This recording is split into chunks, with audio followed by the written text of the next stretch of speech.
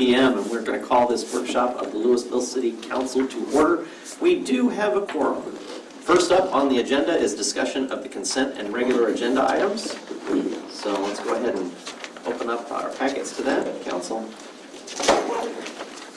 Mayor, we're gonna have to pull item number 10, and I need to abstain from that. Okay. So item D1, public hearing, consideration of ordinance of the City Council for the Texas Enterprise Zone program. Questions, comments? Is that something we initiated, or did they initiate that?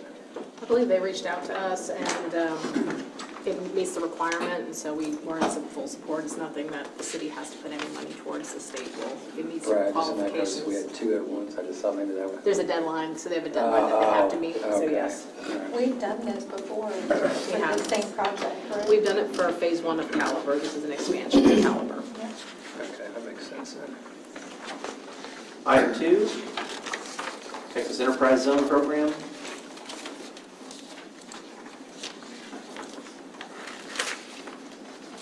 For the MCL.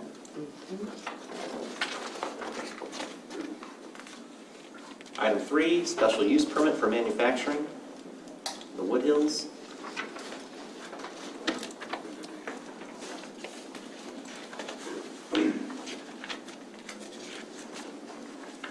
Item 4, zoning ordinance to rezone 10.207 acres of Lady Tesla Avenue and Essex Boulevard.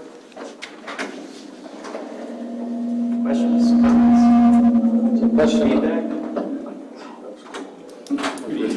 I think we're good once the door's shut. Where is Richard? There he is. There's Richard. So what's the potential uses that could have gone here with the previous zone? The current zoning on this side is multifamily 3, so primarily multifamily uses. But since it's a PD, that's just one component of the zoning. The concept plan is the other component that regulates the location of buildings, streets, and other access roads. And Mayor, I did want to point out that in open, we're going to do a full presentation. I believe the developer is also going to be doing a presentation, and then obviously if there's any residents, they'll be there to. And I appreciate you coming out here, Mr. Stanley. It's very helpful to help us work through this. Yeah. So this is the 10 acres, though. Yep. So that's the 10-acre one on item 4. Item 5 is the 3.45 acres. Right. So let me clarify also, so the 10 acres on item 1, the first item is the rezoning, but it's also an amendment of the concept plan, which is 50.562 acres, which is later in the caption. So the first item is doing a rezoning, but also the concept plan amendment, which is treated like a rezoning. And the concept plan amendment doesn't include the 3 points. It does not. Well, right now it's broken That was out. broken Yes. out at PNC. That would be in item number 5. That's item 5. Questions on this one? We're going to have a review of that as well. Yes, you may see some. Save it for open. Yeah, it'll be an open. You'll also see some of the information might be duplicated, but we're making sure we have that for each item so that if residents want to look at it after the fact, they'll get all that information in the video. Thank you. Item 6, amending ordinance 0428-22-ZON, the Realm Subdistrict.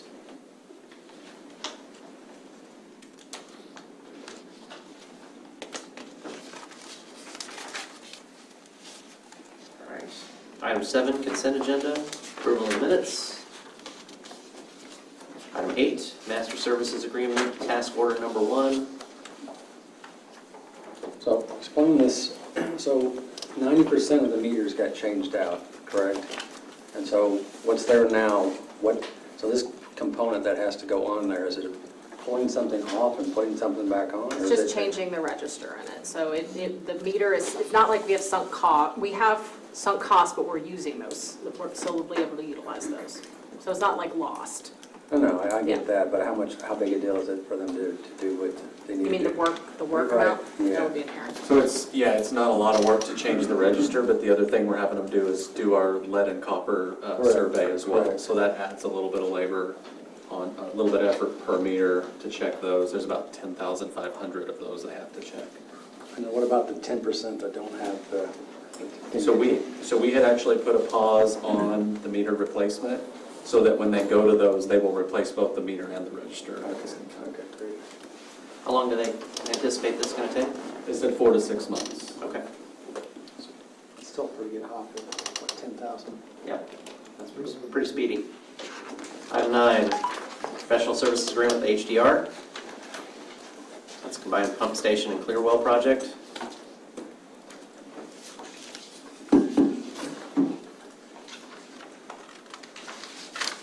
Item 11. Item 10 we're going to pull for Councilor McCade.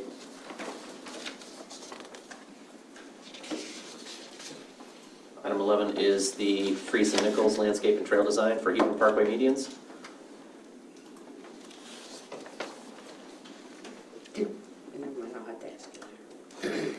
Item 12, amendment to the existing professional services agreements. I did want to point out on this one that this isn't changing. We previously brought to you guys a supplemental appropriation to add to this project. This isn't actually increasing the total amount of the project. We have money within the budget, but this was one of the components of that issue we had with the groundwater on our construction site. So this is just changing this one contract because it's outside of our core contract, which is our general contractor. Item 13, furniture for Tilly McFadden. Again, this was in the core budget. Yes. Was that about what we expected, or was that?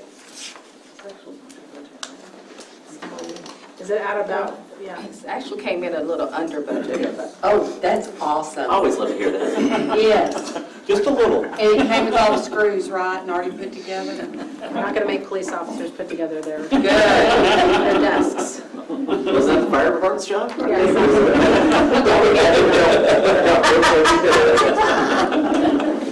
Fix his chair. And then we have Valley Vista and Poydras Street drainage. That's item to F10, but if there's any questions on that, we'll take that outside at their refusal. Item 14, consideration of one alternative standard associated with landscaping. This is over on State Highway 121 Business and Vista Ridge Mall Drive. Lovett Industrial. Item 15, resignation of Amy Farrelly, declaring a vacancy and appointment to the education position on the Arts Advisory Board. I think we have a recommendation from the ISD for Ian O'Brien. Any questions on that one? Could be Ian. There's no residence requirement on that one. No, sir. No, okay. Just curious, why did we get that yesterday? Because I was kind of locked in on the realm stuff, and we just got the email on it yesterday. Go ahead. So a question came up about, information regarding the applicant's background. We actually, because this was a specialized, specific position, didn't include the application because it was the only applicant for that position. And it also went to the two council members who were Okay. over Yes. that board. Yes, sir. Who was over that board? I forget the two that I put on that. I believe it was Meredith and I just got it yesterday. Yeah, because, see, Patrick and I were together on the boards, Right. but we didn't do the I art. don't remember, you were out of town when Okay. we looked at this. Oh, okay. But it is a Okay, that's fine. statutory requirement for the education Yeah. that's separate apart from the other ones. I brought it all to question because we had nothing on. It's like, there's no application, there's no resume, So there's no nothing. typically what happens, what has been happening, as I understand it, is that the city secretary office, when there's a vacancy on a board, the city secretary's office looks at the two council members who have been assigned to vet that board. Then those two will take a look at it, and then it will come to the whole council at a council meeting. we want to change that process, we can, but So historically. did you have his resume and everything? But I'm not voting on somebody I don't know anything about. Sure. Yeah, we did. So Okay. that was like about 3 weeks ago, so yeah. Yeah. Because I was out of town, I looked at it and, yeah, so I forgot about it. So if we want to change that process, we can. No, I just but- mean in mid-year and stuff like that. I can understand Yes. when we're doing it at the beginning, but in mid-year, just because there's a vacancy and all of a sudden Yeah. So ideally. we're presented with a vacancy and then we're presented with the name with no backup and you expect me to vote on it? No. Yeah. So it sounds like we may want to put that in backup. Okay. But I think, again, we'll have We've those had two council too many members of on that best committee. ofs in jail. Yeah, Okay, yes, sir, we'll change that process. not a problem. Thank you. Thank you, guys, appreciate it. Item 17, Lewisville City Code Amendment, Chapter 15, Traffic and Vehicles, limited parking on specific streets. So this is for the parking outside of Glory Park, to move that to 2 hours maximum. Was this just something we initiated, or was there a resident concerned about this? It was internal, but the request from our Parks and Recreation Department.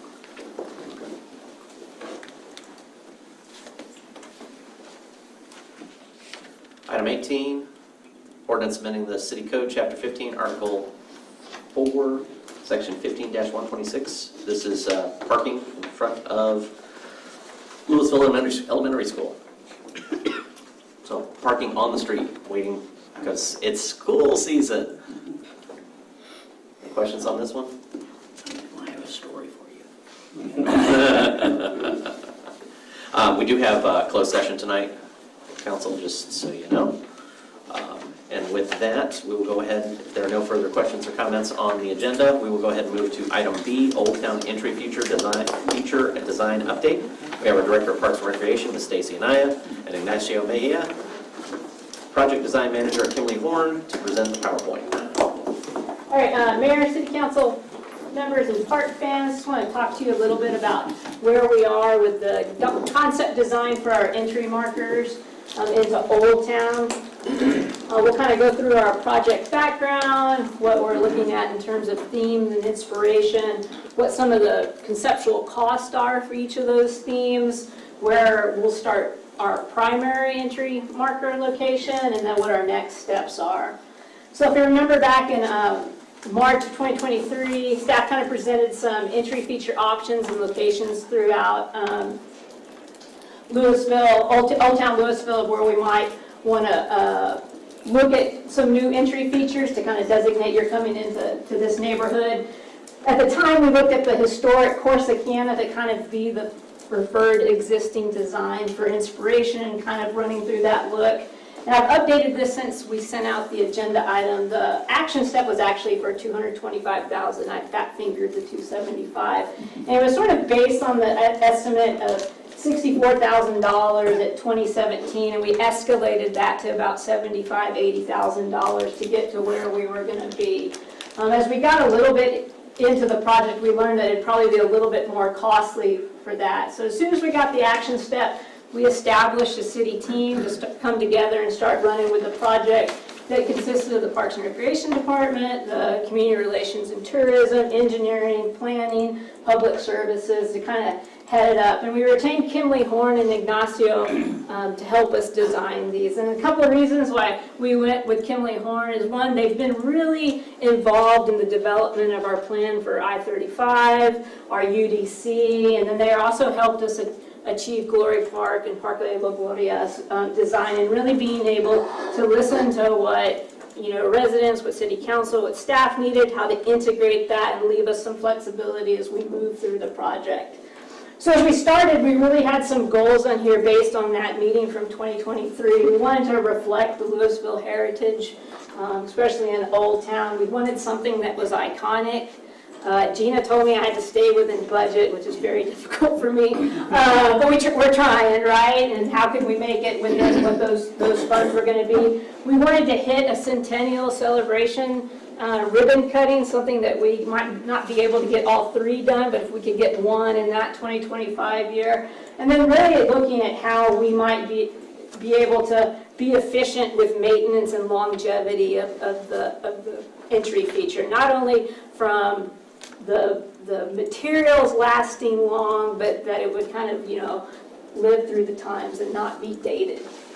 And that's where we kind of got to the point of what some of the projects might look a little bit outside the concept of an arch when we were looking at maintenance and longevity and looking at budget, where existing utilities are located within some of the locations. It's making it very, very difficult to get arches in without some extreme cost or some extra right-of-way acquisition.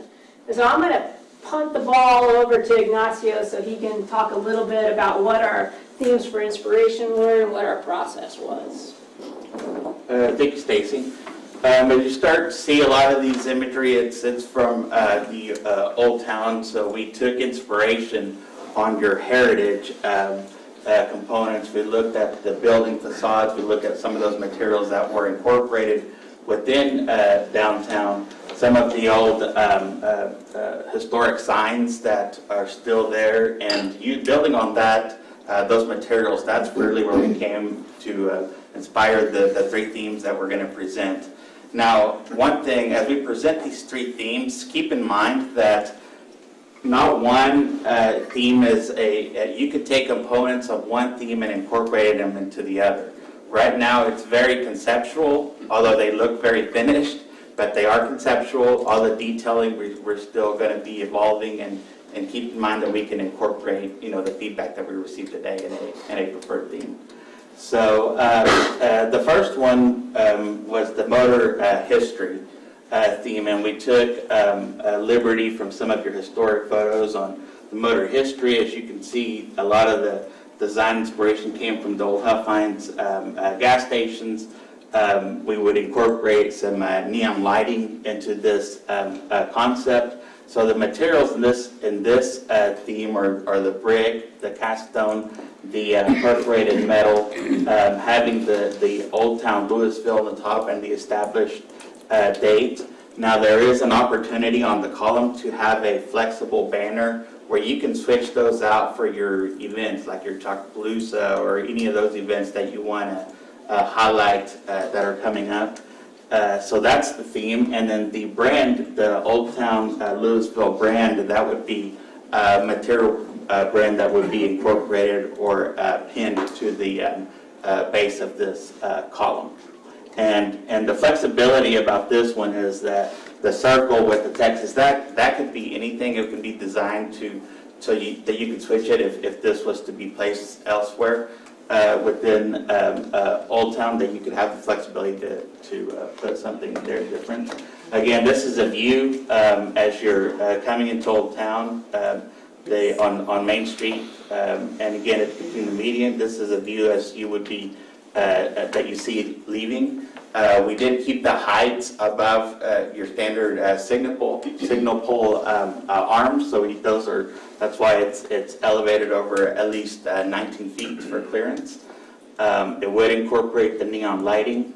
The next theme we built out of inspiration was City Hall, taking the geometry of the arches, the top, the coping, the brick, and really using that as part of the archway. This is a scenario where we would be looking at a complete arch, having Lewisville and Old Town vertically on the columns, again using the material from the stars that we saw in some of the buildings, some of that Core 10. And again, these are elements that could be added or removed depending on what inspires the feedback today. But in this scenario, it would be pinned lettering and pinned brand on the columns as well. These are all the same views. In this scenario, we changed the naming. So as you're coming into Old Town, you see the name Old Town and the establishment, and as you're leaving, it's more branded for the city with the Purple Martin as the logo. And the last theme is really based on the old historic pecan orchard, and we took the liberty from the geometry of the pecan leaf and how that starts to that could be turned into a metal, a Core 10 metal that you start to really blend some of that historic material, but it also gives you the opportunity to add lighting to it. Again, in this scenario, it's an arch, but it could also work alone as a standalone column. This is a view, the same view looking as you're approaching Old Town, and this scenario or theme, you know, it lends for creating shadows on the ground as you're coming in. So you're going to see the pattern as well, and then during the night it would be or not internally, but it would be lit. As you're leaving on this view, we just left a name for a tagline that you could include on the top as well on this one. And we talked about materials, pretty much the kit of parts and the materials. We are, Stacy mentioned the longevity of the materials need to be timeless and long-lasting. So some of these materials are metal, they're powder coated. The Corten, as it ages, it looks great. So that's itself, it's going to create a timeless look. And then incorporating the brick and the cast stone as well, and the lettering, it would be on the Corsicana example, they were cutout letters. So from the back, you really read something different. We're proposing that the lettering be just legible from one side and backlit, and then have the opportunity in all of them to have lettering on the other side on the east and west views. Again, and again, incorporating lighting in all of the themes. We talked about the maintenance, and that would be an element that, you know, that would require maintenance, but they would all be illuminated at night. Right, so this is kind of what we're looking at in terms of our considerations with the single column markers or the archway markers, the different styles. When we're looking at the single column, running between about 180 to 225 for each one of those. When you're looking at the markers, one of the things that we've done, and we've just done a survey of all the utilities and stuff out there. So about this point right here, right there, Ignacio, there is a sewer line, I believe, that we'll have to deal with for an arch on the Mill Street side of things. It doesn't mean we can't do it, it just makes it a little bit more costly to deal with over time. All of them have about the same maintenance and ease of replication, with this one probably being a little bit more that if someone hit it, there'd be a little bit more damage to the entire structure versus one of the others. They are from bollards. What's on my list with guardrails? I'll get back to you. So talking about that type of thing, so like Ignacio said, one of our opportunities here is like for some interchangeability and taking some feedback. When we look at what is most replicable at all three sites, whether that be on Main Street, down on Mill Street by Mill Street Elementary, or down closer to the railroad station, to the Old Town Station, is this one gives us more flexibility of where we can put it. And we can change up the theme slightly as we get closer to those points. So maybe on Mill Street, that's where we pay heritage to the pecan tree groves. Down near the Old Town Rail Station, we could go more of a train, opportunity. And if we needed to incorporate some other parts of Lewisville heritage, we've got some opportunities there. Like for instance, one of the comments that we've got back and have debated with the team is whether the Old Town brand should be there or if we should use that area for some of the icons of our heritage. That kind of gives it. And we've designed it in such a way that should that go, if we decide to roll that way, and should that change, that's easily taken out and replaced without really compromising what the integrity of the structure is. How many are we talking here, and exactly where did we say we were putting them? So let's roll back. or maybe forward. So we talked about 3 spots. There's one on Main Street, one down at the other end of Main Street near the railroad station, and then over here off of High School near Mill Street Elementary. I would just like to just because I'm a Lewisville traditionalist, I guess you want to call that, motor was never our heritage. Yeah, we had Speedway, but that was after Lewisville became Lewisville. It was the grist mill, that's why we call it Mill Street. It was the cotton gin, the first one in Denton County, matter of fact, Wise County, Collin County, all of them had to come here.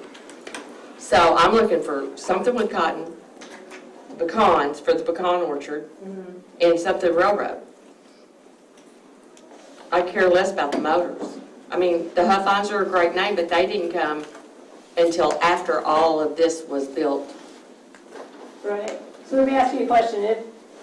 If we went with the single column and were able to integrate maybe the idea of the silos or the grist mill into either the construction of the column or integrate that into those areas, would that suit what you're looking for from us? And maybe that's like my fault. Maybe we shouldn't have said motor. Maybe we should have said mobility or something, because we are kind of like the crossroads for people, right? So that was a shortcoming on my part. Sure. But I'm sure that I understand what you're saying, and I think I think we It can was get there. built on the cotton gin and the grist mill.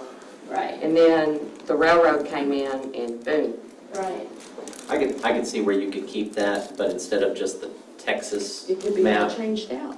Yeah. you could change it all the way out to that established circle as well. I mean, Like three different graphics. I get that depending that on looks the like a tire, positions. but if you just got the hub, took the hub Right. out of it and just used it for all displays. All right. Yeah, I think, just give my, and I remember I got an architecture background. Right. You kind of had me at number 1, but then you shouldn't have shown me number 3. So, Number 3, so easy. So, I'm kind of with Councilwoman Kate about the motor thing, but I Right. think you could take parts of the pecan, because I really like that Corten steel thing, and incorporate it and make that work. But you think you got too much going on with number 1. Too much geometry. You got, well, no, just too much John. stuff there. Okay. I mean, you could make it a lot simpler, and to me, the third one makes it look more modern, but a hint of the past. Right. But one thing that we thought as we kind of got into what, replicability and where this might go is that this actually would be a great entry point on a trail. It's a lot easier to do. You can get closer to it and see the intricacy of the thing, so. It's Texas, you can. All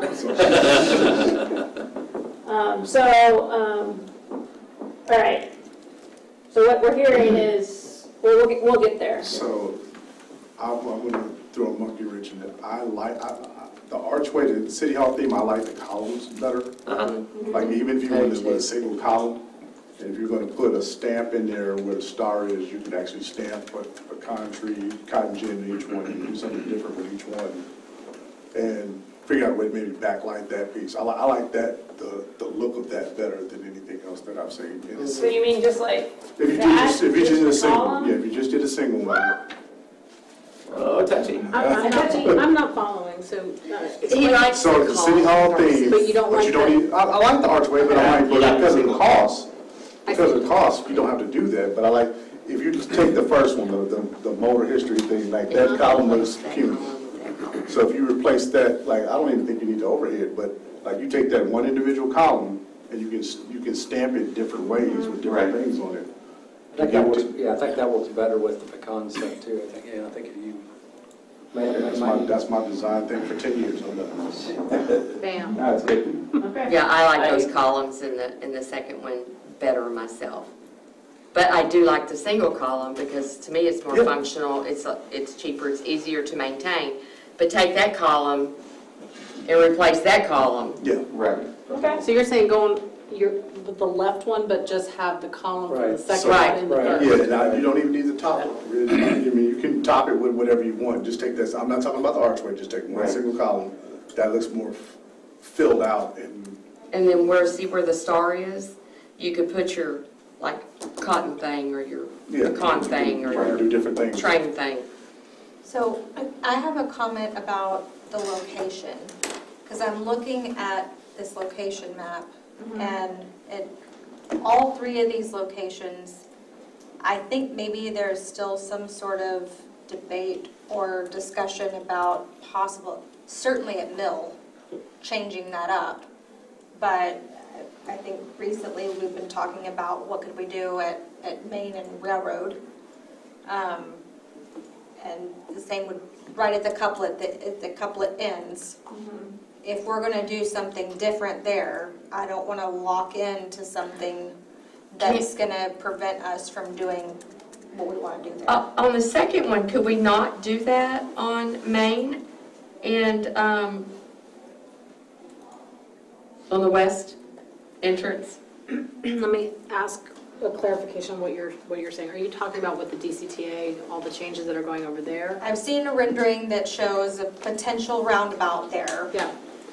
So, to me, I think we would do it on a, I mean, all of these we would be doing on a phased approach. So, I mean, the first one would be the one in front of the Visitors Information Center is kind of what we're anticipating. And so this wouldn't be, I mean, we really look at it year by year on what we were ready to do. And I certainly don't want to put a giant gateway sign that's then going to be torn down. So that's my point. We would be strategic about that for sure. And our goal would be to get, because this is pretty much going to remain the same, this entryway, what our property is. Our goal would be to move to get this one done first and to have it so that we could ribbon cut it either at Western Days or Holiday Stroll. So, are you saying the arch would not work there because of all the right-of-way stuff? It's going to be difficult. Okay. There's going to be, we're going to have some discussions about where it's going to go. Well, Now, so do you want to? It wouldn't be able to go all the way across either, right? Right, it's only The going road to be is on too one wide. side. Right. So, and just for the record, if we're gonna do an archway, I personally believe it needs to be over the whole street. I don't like the look of it being on one side of the street and the other side. I don't like that at all. You would want it double. I prefer the single column, so. Yeah. I think the single I think it's gonna column be best. resolves that issue. Right. Okay. Because it still gives you east and westbound on both Yes. travel lanes, and it keeps. And it's a bit different than everybody else's. It is, and that's one of the things that we like, is we wanted kind of like, our monikers with the deep roots, broad wings. We wanted to like talk about it, paying tribute to our heritage, but not limiting us to where we're going. And I think that's one of the things, like, there's so much good. So I think when we're looking at just what the challenges this presents, and then if y'all wanted to arch it over both, you're doubling that, so you're looking at upwards of $750,000. That made my decision up real quick. I like the single one Just with the refine other. number one. Just refine number one? Yeah, and this one also would be able to be scaled down. So if you have other wayfinding opportunities just closer, in the core, you could use that same family and just scale it to a more of a pedestrian scale as well. And I think the bicycle pump / corkscrew look is The way to go? right. That's my favorite. I like the multi-tone. I like the multi-tone column put on there. I'm agree with that. I think the banner's probably pushing it. I know, especially here in Old Town, we're going to have banners for the events. I mean, unless there's an intent to remove the cross-street banners that we already put in for events. I think that's duplication of effort, and we could use that for symbology or, put that two-tone color in there. I like that it mirrors City Hall. It also mirrors the county building, which was designed to kind of mirror City Hall. So we've got kind of that same messaging going on. And then, use that center circle to be a different icon. Okay, all right. So now that we've kind of gotten some direction and have your preferred themes, we'll incorporate those into the design. We'll create a final design. We have to go to the Old Town DRC to talk about this and how we're going to get it done. We'll aim to have it done and award a project in spring, do construction during the summer, and then fall, winter ribbon cutting. Does that sound reasonable? I think we got a consensus. Excellent. Thank you very much. Appreciate the input. All right. Anything else for workshop? Yes, sir. If there is none, we will break until 7 p.m. and we will begin our council meeting. meeting. Thank you.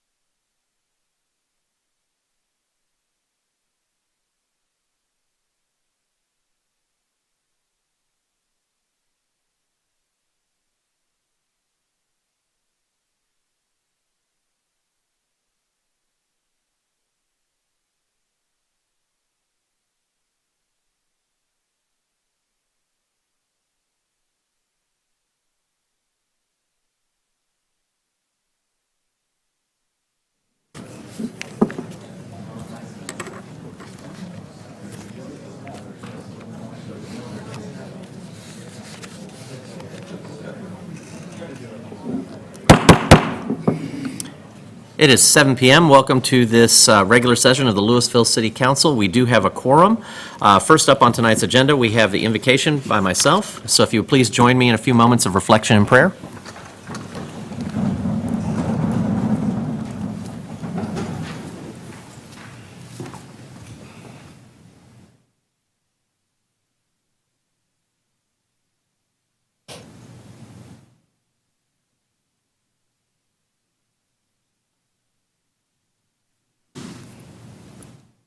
Amen. Councilmember Green? Please join me for the pledges. I pledge allegiance to the flag of the United States of America and to the republic for which it stands, one nation, under God, indivisible, with liberty and justice for all. Honor the Texas flag. I pledge allegiance to thee, Texas, one state, under God, one and indivisible. All right.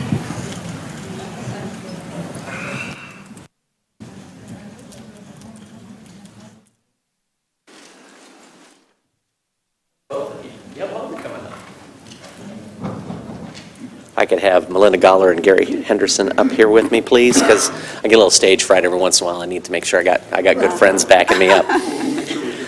Right? So, for those of you who don't know, Melinda is one of our representatives on the board of directors for the United Way of Denton County, and of course, Gary Henderson is the chief executive, which means he has an amazing team around him. They do a great work, and we've got Live United Month coming, so wanted to do a brief presentation, and y'all, we can do the call and response thing, whereas when I say whereas, you can say it too. So if you're interested to make this a little more fun, we can go that way.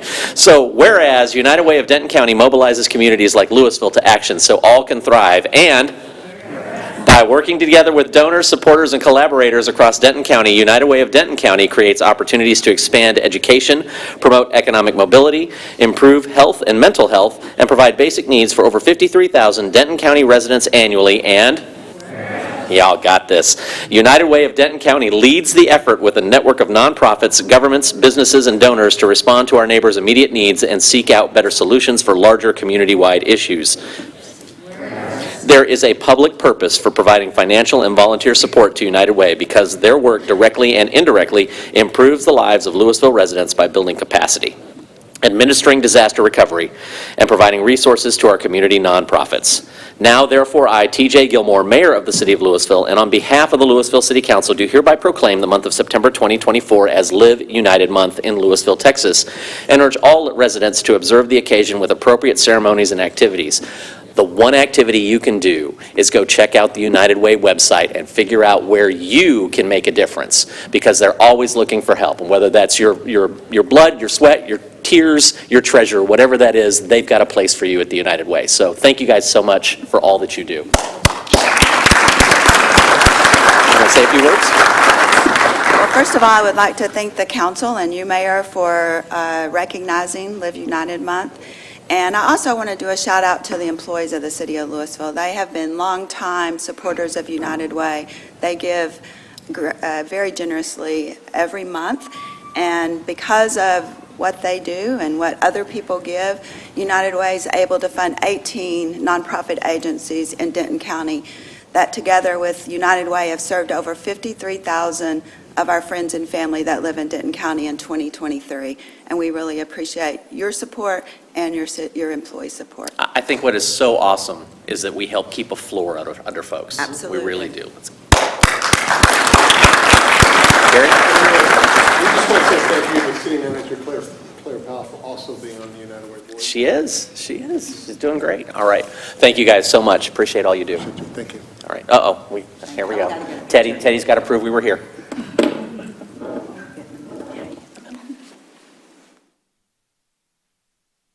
Thank you. Thank you. Appreciate you guys.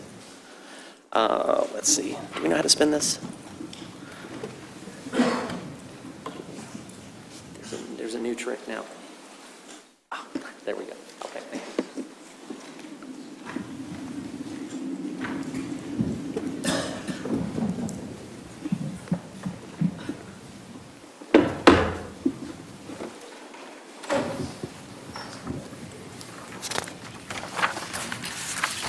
All right, item D 1, public hearing, consideration of an ordinance of the City Council of the City of Lewisville, Texas, authorizing the City of Lewisville to participate in the Texas Enterprise Zone Program pursuant to the Texas Enterprise Zone Act, Chapter 2303, Texas Government Code Act, identifying available tax incentives, designating a liaison for communication with interested parties, nominating Caliber Body Works of Texas LLC to the Office of the Governor, Economic Development and Tourism through the Economic Development Bank as an enterprise project, providing an effective date and declaring an emergency.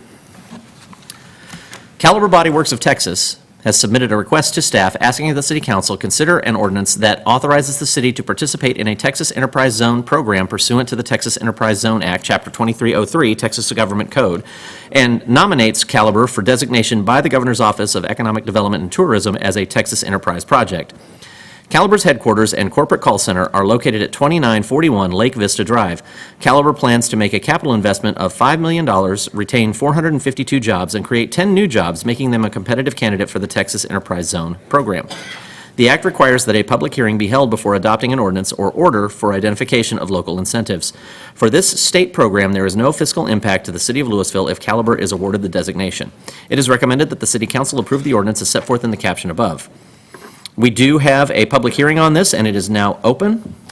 There is no comment or questions about this. I'll entertain a motion to close the public hearing. Move to close the public hearing. Second? I have a motion and a second. Council, please vote.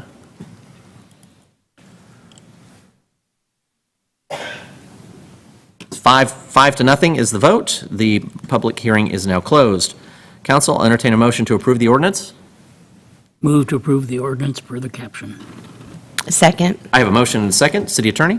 This is an ordinance of the City Council of the City of Lewisville, Texas, authorizing the City of Lewisville to participate in the Texas Enterprise Zone Program pursuant to the Texas Enterprise Zone Act, Chapter 2303, Texas Government Code, identifying available tax incentives, designating a liaison for communication with interested parties, nominating Caliber Body Works of Texas, LLC, to the Office of the Governor, Economic Development and Tourism through the Economic Development Bank as an enterprise project, providing an effective date and declaring an emergency.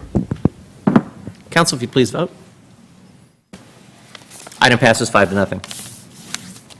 Item 2, public hearing, consideration of an ordinance of the City Council of the City of Lewisville, Texas, authorizing the City of Lewisville to participate in the Texas Enterprise Zone Program pursuant to the Texas Enterprise Zone Act, Chapter 2303, Texas Government Code, identifying available tax incentives, designating a liaison for communication with interested party, nominating Columbia Medical Center of Lewisville Subsidiary LP to the Office of the Governor, Economic Development and Tourism through the Economic Development Bank as an enterprise project, providing an effective date and declaring an emergency. Columbia Medical Center of Lewisville Subsidiary LP, MCL, has submitted a request to staff asking that the City Council consider an ordinance that authorizes the city to participate in a Texas Enterprise Zone program pursuant to the Texas Enterprise Zone Act, Chapter 2303, Texas Government Code, and nominates MCL for designation by the Governor's Office of Economic Development and Tourism as a Texas Enterprise project. MCL is located at 500 West Main Street and plans to renovate and expand its women's services and neonatal intensive care unit due to robust growth and increasing in average occupancy. MCL plans to make a capital investment of $15,977,000, maintain 865 jobs, including 329 that meet the retained job requirement under the Act, and create 10 new jobs, making them a competitive candidate for the Texas Enterprise Zone program. The Act requires that a public hearing be held before the adoption of an ordinance in order for identification of local incentives. For this state program, there is no fiscal impact to the City of Lewisville if MCL is awarded the designation. It is recommended that the City Council approve the ordinance as set forth in the caption above. We do have Marichelle Samples, our Director of Economic Development, available for questions. We do now have an open public hearing. There are no comments or questions on this request. Move to close the public hearing.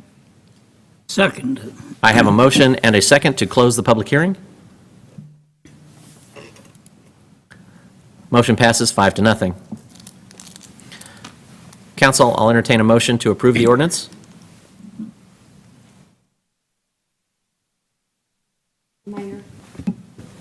I move to approve this ordinance set forth in the caption above. Second. I have a motion and a second. City Attorney? This is an ordinance of the City Council of the City of Lewisville, Texas, authorizing the City of Lewisville to participate in the Texas Enterprise Zone Program pursuant to the Texas Enterprise Zone Act, Chapter 2303, Texas Government Code, identifying available tax incentives, designating a liaison for communication with interested parties, nominating Columbia Medical Center of Lewisville Subsidiary, LP, to the Office of the Governor, Economic Development and Tourism, through the Economic Development Bank, as an enterprise project, providing an effective date and declaring an emergency. Council, if you please vote. Item passes 5-0. Item 3, public hearing. Consideration of an ordinance granting a special use permit for manufacturing medium intensity on a portion of 1.426 acres, legally described as Lot 5, Block A, Pinnell Subdivision Phase 2, located at 1495 North Keeley Avenue, Zone Light Industrial District, as requested by David Velasquez, on behalf of WH Real Estate Group, LLC, the property owner. Case number 24-07-12-SUP. The Woodhills by David is a direct-to-consumer furniture manufacturer looking to relocate their operations from Denton and expand operations into a 7,300 square foot lease space in an existing industrial development. Furniture production is considered a medium-intensity manufacturing use and requires approval of a special use permit per the Unified Development Code. The Planning and Zoning Commission recommended unanimous approval 5-0 on August 6, 2024. It is recommended that the City Council approve the ordinance as set forth in the caption above. We do have Mr. Richard Ludke, our Planning Director, available for questions, and we are now with an open forum. Mayor, I have a question for Richard, or clarification really, just to clarify that this is an existing light industrial building, correct? That this is a finish out with an existing business is moving from Denton to Lewisville to occupy an existing light industrial space, not a new industrial space? Yes, that is correct. Okay, thank you. Any questions or comments? If there are none, I'll entertain a motion to close the public hearing. Move to close the public hearing. Second. I have a motion and a second. Council, please vote. Motion passes 5-0. Council, I will now entertain a motion to approve the ordinance as set forth in the caption. Move to approve the ordinance as set forth in the caption. Second. I have a motion and a second. City Attorney? This is an ordinance of the Lewisville City Council amending the zoning ordinance by granting a special use permit for manufacturing medium intensity on a portion of a 1.426 acre tract legally described as Lot 5, Block A, Pinnell Division, Phase 2, located at 1495 North Keeley Avenue in Zone Light Industrial District, providing for repealer severability, penalty, and an effective date, and declaring an emergency. Council, if you please vote. Item passes 5-0. Item 4, public hearing. Consideration of an ordinance amending the zoning ordinance by amending ordinance number 0428-22-ZON to rezone approximately 10.207 acres located on the northeast corner of Lady Tesla Avenue and Essex Boulevard, legally described as 10.207 acres, out of the Amos Singleton Survey, Abstract 1138, from Plan Development Multifamily 3 District to Plan Development Townhouse 2 District, to amend the Plan Development Concept Plan set forth in Exhibit 5B, the Realm Subdistrict Concept Plan, thereto by amending the concept plan for 50.562 acres located north of Lady Tesla Avenue, legally described as 50.562 acres out of the Amos Singleton Survey, Abstract 1138, and the Benjamin Schoonover Survey, Abstract 1209, case number 24-04-2-PZ. On January 3rd, 2022, the City Council adopted the Castle Hills Plan Development District Ordinance number 0428-22-ZON that incorporated all provisions of the Castle Hills Development Agreement along with the variances to the agreement approved since 1996. The PD allows changes to base zoning districts and the sub-district concept plans following the zoning processes in the Unified Development Code. The applicant is requesting to change the base zoning district on 10.207 acres from Plan Development Multifamily 3 District to Plan Development Townhouse 2 District to allow for a front entry townhome community where multifamily development had originally been planned. The proposed changes also necessitate an amendment to the approved concept plan. The concept plan for the Realm South Subdistrict is being amended in its entirety. However, the changes only impact 50.562 acres, which includes the 10.207 acres proposed for rezoning. The proposed concept plan amendment consists of the addition of the proposed townhomes along with a reconfiguration of the remaining multifamily units. The Planning and Zoning Commission recommended approval unanimously 5-0 on August 6, 2024, and has recommended that the City Council approve the ordinance as set forth in the caption above. We do have Mr. Richard Ludke, our Planning Director, available for questions, and he does have a presentation. There you go. Richard? Good evening, Mayor Gilmore and members of the council. This presentation will give you a brief overview of the proposed amendments, but at first First, I would like to go ahead and cover a little bit of background for you and for the audience regarding Castle Hills. Castle Hills came into being back in 1996 with an agreement between the city and Bright Development, and in that agreement had parameters for annexation at a future date. During that time before annexation, plats would, as land was platted in Castle Hills, a zoning designation would be added to that plat, and so that kind of dictated the land uses in the various portions of Castle Hills. After annexation, a plan development was created for the entire Castle Hills area to ensure that the regulation was consistent with the 1996 agreement and consistent with the development that had already occurred on the ground. The plan development created 3 sub-districts. The Realm sub-district is one of those, and that is the subject of the amendments tonight. Sub-districts can be amended independently of each other, and base zoning districts can be changed through our regular zoning process. The Realm is further divided into 2 sub-areas to the north and the south, and that's divided by Windhaven Parkway.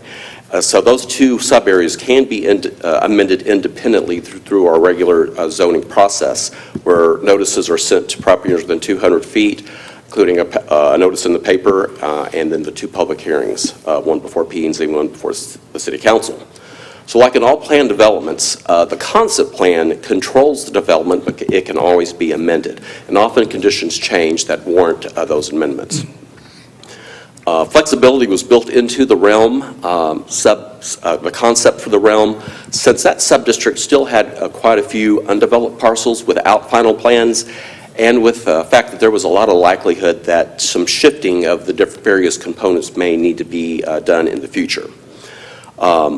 Additional flexibility included that minor concept plan amendments could be approved by staff, but major modification to the concept plan requires a zoning amendment plus the public hearing zoning process that I mentioned earlier. Major modification includes the addition or removal of buildings and changes to site circulation patterns that impact connectivity within the site and to the surrounding development. And it is my job as a planning director to determine if a proposed modification is a major or a minor modification.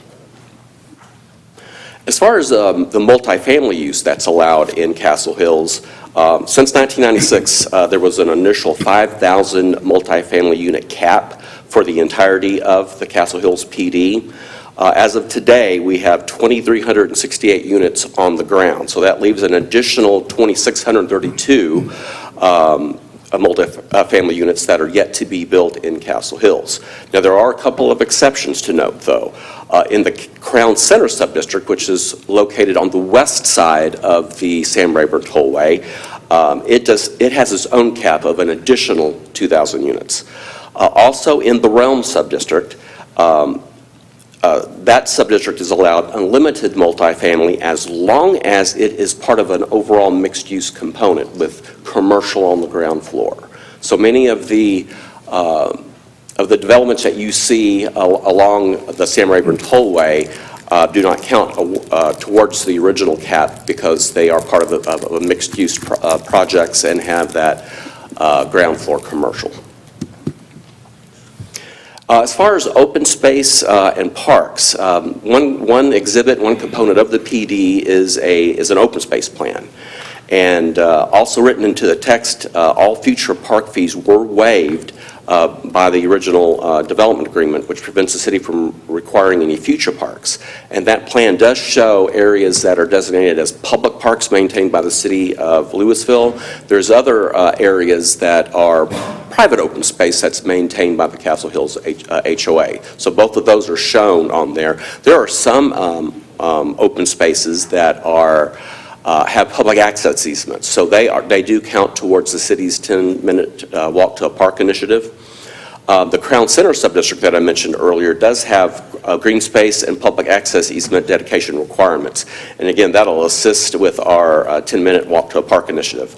But elsewhere in Castle Hills, future planned open space is not really protected by it's only protected by the concept plan, which can be amended by the processes set forth in the PD. There is no obligation for the developer to allow public access to any future open space. And again, those areas would not assist with our 10-minute walk to a park initiative unless there's a separate agreement with a developer to make those areas publicly accessible. So in reality, there's multiple types of open space in Castle Hills. You do have your city-owned parkland. You also have your HOA maintained parkland. You have your privately owned but publicly accessible parkland. But there are also a lot of other open areas that are not really programmed. They can serve as drainage. They can serve as a utility easement. Some just remain natural. Some serve as buffers in between various land uses like single family and multifamily. So the concept plan aids in kind of identifying areas where there's not proposed buildings, and that's where you get those open areas that do serve as buffers between various land uses. The image before you is the current concept plan for the realm that was adopted with the original PD shortly after annexation.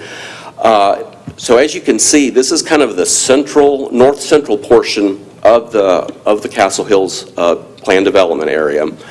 And the vast majority of it contains multifamily uses and some other mixtures of uses, particularly along on the northern side, north of Windhaven Parkway. That area does contain a lot of commercial with multifamily uses kind of intermingled or placed on top of in various situations. Now your multifamily that is not on top of commercial, that's not part of an overall mixed-use development, that is mostly concentrated currently right along the south side of Windhaven Parkway. And this central area of Castle Hills has always been the area intended for all of the entitled multifamily, the multifamily that does count against that 5,000 cap. You can see, though, that the southern portion does have some single family along Essex Drive and just north of Parker Road, FM 544. Then kind of northeast of that, you do have an area with some townhomes. So the request before you tonight originally went to P&Z with kind of three components: the base zone district for the townhomes, and then the two different concept plan amendments, which totaled 54 acres. But tonight we've split that one item into two. So as you can see on the upper right hand, item number D4 contains the 10-acre base zoning district zone change from MF3, multifamily 3 to townhouse 2, and it also includes the concept plan for that 50 areas that also includes that 10 acres. The Planning and Zoning Commission recommended approval 5-0 of that request. The item on the bottom right, item D5, which we will cover a little bit later, amends the concept plan for the 3.4 acre site that is just to the south of Parker Road, FM 544. The P&Z recommended denial of that component 5-0. I do want to make a note that a third item, to complicate things, item D6 contains text amendments to the overall PD that will facilitate the townhomes proposed in D4, the current item that we're on. This image does show on the left-hand side the concept plan for the southern portion of the realm, and you can see outlined in blue the upper portion is item D4, the 50-acre site. That's subject to the concept plan and the base zone change. And then you have the smaller site that's labeled item D5 down at the bottom of that area, the 3.4 acres. Then the image on the right-hand side is the proposed concept plan amendment. And as you can see, it incorporates, or at least the item that's labeled as D4, does show the townhomes that are being proposed on the western side of this 50-acre site. And then item D5 again is just is shown at the very bottom, that 3.4 acres. Now this is more of a close-up of the zone change area. So as you can see on the concept plan, in the image on the right, outlined in yellow, is the area proposed for the base district zone change, currently zoned multifamily 3. So that is what the developer can build today. That's what was approved with the original PD in January of 22. This concept plan, or at least for this 10-acre site, showed a multifamily building with kind of wrapped around a parking garage with a fairly significant amount of open space where there's no buildings in between the two multifamily developments. Then a fairly large one just kind of running along the north side of Lady Tesla Avenue. That buffer is approximately about 200 feet from Lady Tesla Avenue. So in contrast, on the right-hand side is the proposed base zoning district. So it does show where the townhomes, 87 townhome units, are being kind of dropped in that area outlined in yellow. Now this slide shows the before and after side by side. So the current concept plan is on the left-hand side. So the right-hand side, again, shows the townhomes being dropped in. And then you have a reconfiguration of the remaining multifamily on the right-hand side. So you do, one of the advantages here is that you do get a significant reduction in density with those townhomes. So it does spread out the units quite a bit. They're lower in height, much lower density, but then that concentrated some of the multifamily on the right-hand side or the eastern side, and it brought some of those buildings a little bit closer to Lady Tesla Avenue. I believe it's about 40 feet is what the buffer is along Lady Tesla Avenue between the multifamily buildings and the street itself. As far as changes to the open space, north of Lady Tesla Avenue, the proposed plan has a dedication of approximately a half-acre public park right there at the northeast corner of Lady Tesla Avenue and Essex Boulevard. But as far as the reduction of the non-regulated open space or buffer area, so to speak, it really, we estimate a reduction of about 7.3 acres. And again, as far as the change in residential uses, north of Lady Tesla Avenue, you have the addition of about 87 townhomes. Now, there is a reduction in the number of multifamily units in that immediate block just north of Lady Tesla, but not in the overall realm because that multifamily cap is unchanged, and that number of units is entitled in that overall realm subdistrict. Staff has received quite a bit of feedback from neighbors in the area, and some of the common concerns include loss of the open space, potential loss of property value. Many of the residents talked about how when they were looking at purchasing their homes, their realtor or builder explained to them that the property to the north of Lady Tesla was going to be a park with trails. So a lot of those residents felt that was not accurate. Also, there's a concern of increased traffic along Lady Tesla Avenue and Essex. So as far as staff's response to that, the loss of open space, and again, that is solely due to more of a spreading out of the density with the townhomes. So that is why some of that open space went away. As far as property value, that's not really something that we can comment on. It is very, very complicated and it's difficult to determine the exact impact on property value. As far as the images that were shown to the buyers in that area, the initial concept plan did show that 200 feet of open area, and it did have some trails shown on it. And again, the concept plans in the realm are not super detailed. This was kind of more of a hybrid concept plan. They've basically focused on the basics, building locations, and then circulation in the form of streets and other access ways. And as far as traffic, additional traffic, any additional traffic in that area will be from the 87 townhome units, but it's really probably seen as more of a trade-off. The reduction in the multifamily is just going to get placed further north, closer to Windhaven Parkway, and you still would have the other 87 or the traffic generated by the 87 townhome units then would be using the street network in that area. As far as the action summary, staff does recommend approval. The P&Z recommended approval by a vote of 5-0.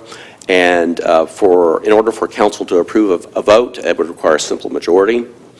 And with that, I'll be glad to answer any questions. And if there are no questions, the applicant has a short presentation. Council, any questions? That's a lot of information to throw at you at one time. Yes, sir. Yes, sir. Thank you for that. There are no questions from council. I'd like to invite Mr. Eric Stanley from Bright Realty to come up. He has a presentation.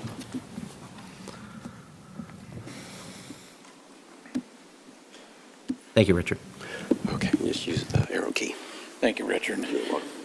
Thank you, Mayor, Council, Richard, staff. My name is Eric Stanley. I have been coming to this great hall since 2004. And usually I just like to sit back there and say I'm here if you have questions. I'm not really keen on getting up and talking, but in this case, I am. A little bit of history. Development began in 1996, as Richard very eloquently pointed out.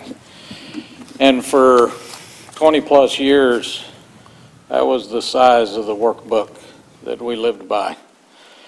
And it worked very well. In fact, Claire and I were having lunch today, and we both agree that no single developer has created more value for the city of Lewisville than Bright Realty since its inception in '96 to where we are currently.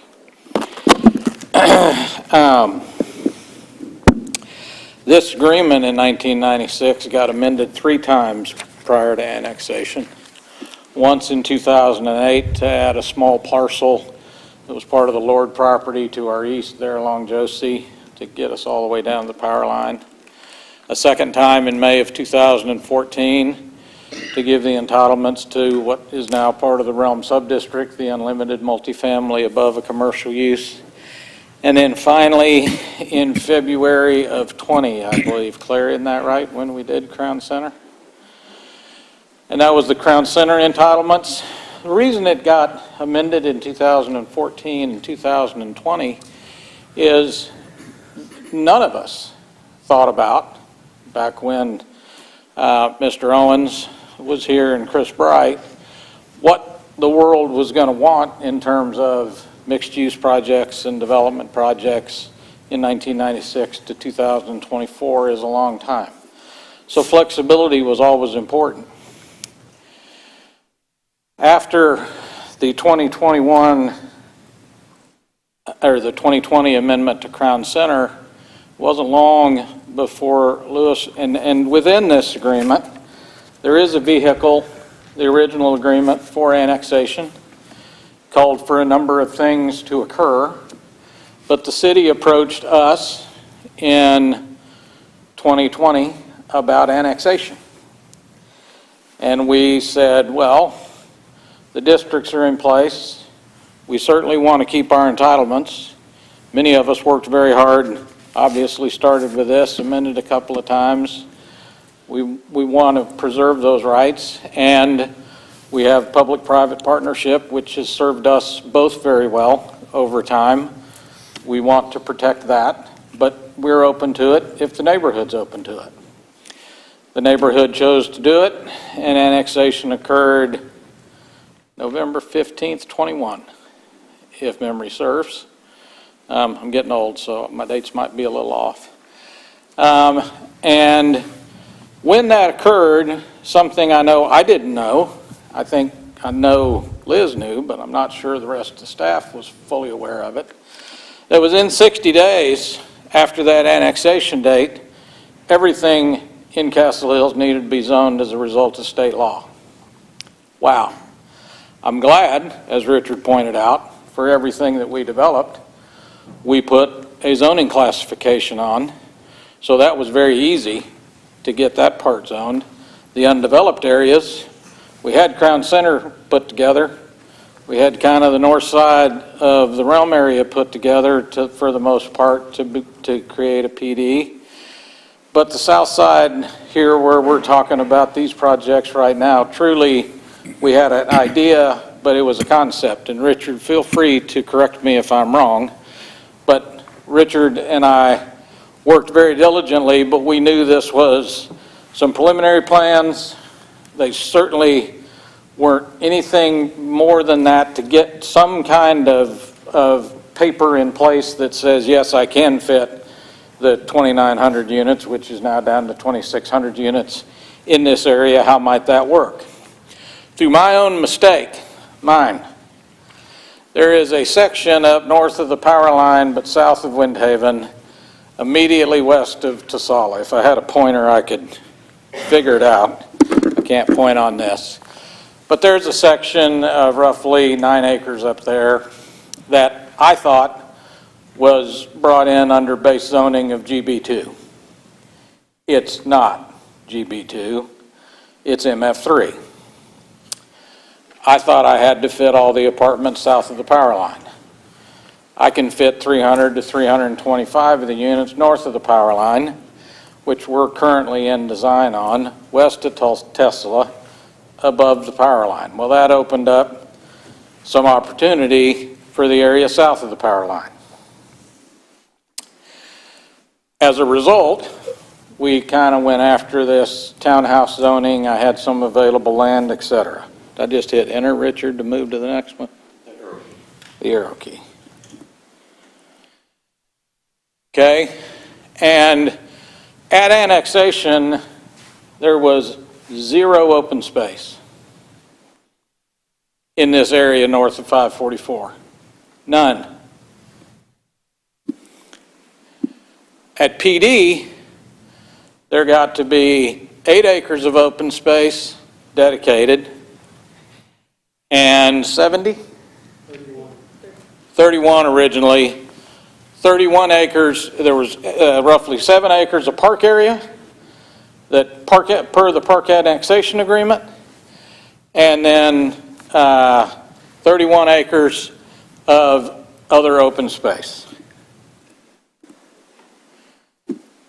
Post the PD, which I would be remiss if I did not identify and recognize not only Claire, but her predecessors, Donna Barron, Claude King, and Chuck Owen, who initiated this, and the Lewisville staff, because while this is what we used to operate by, this is what we now operate by.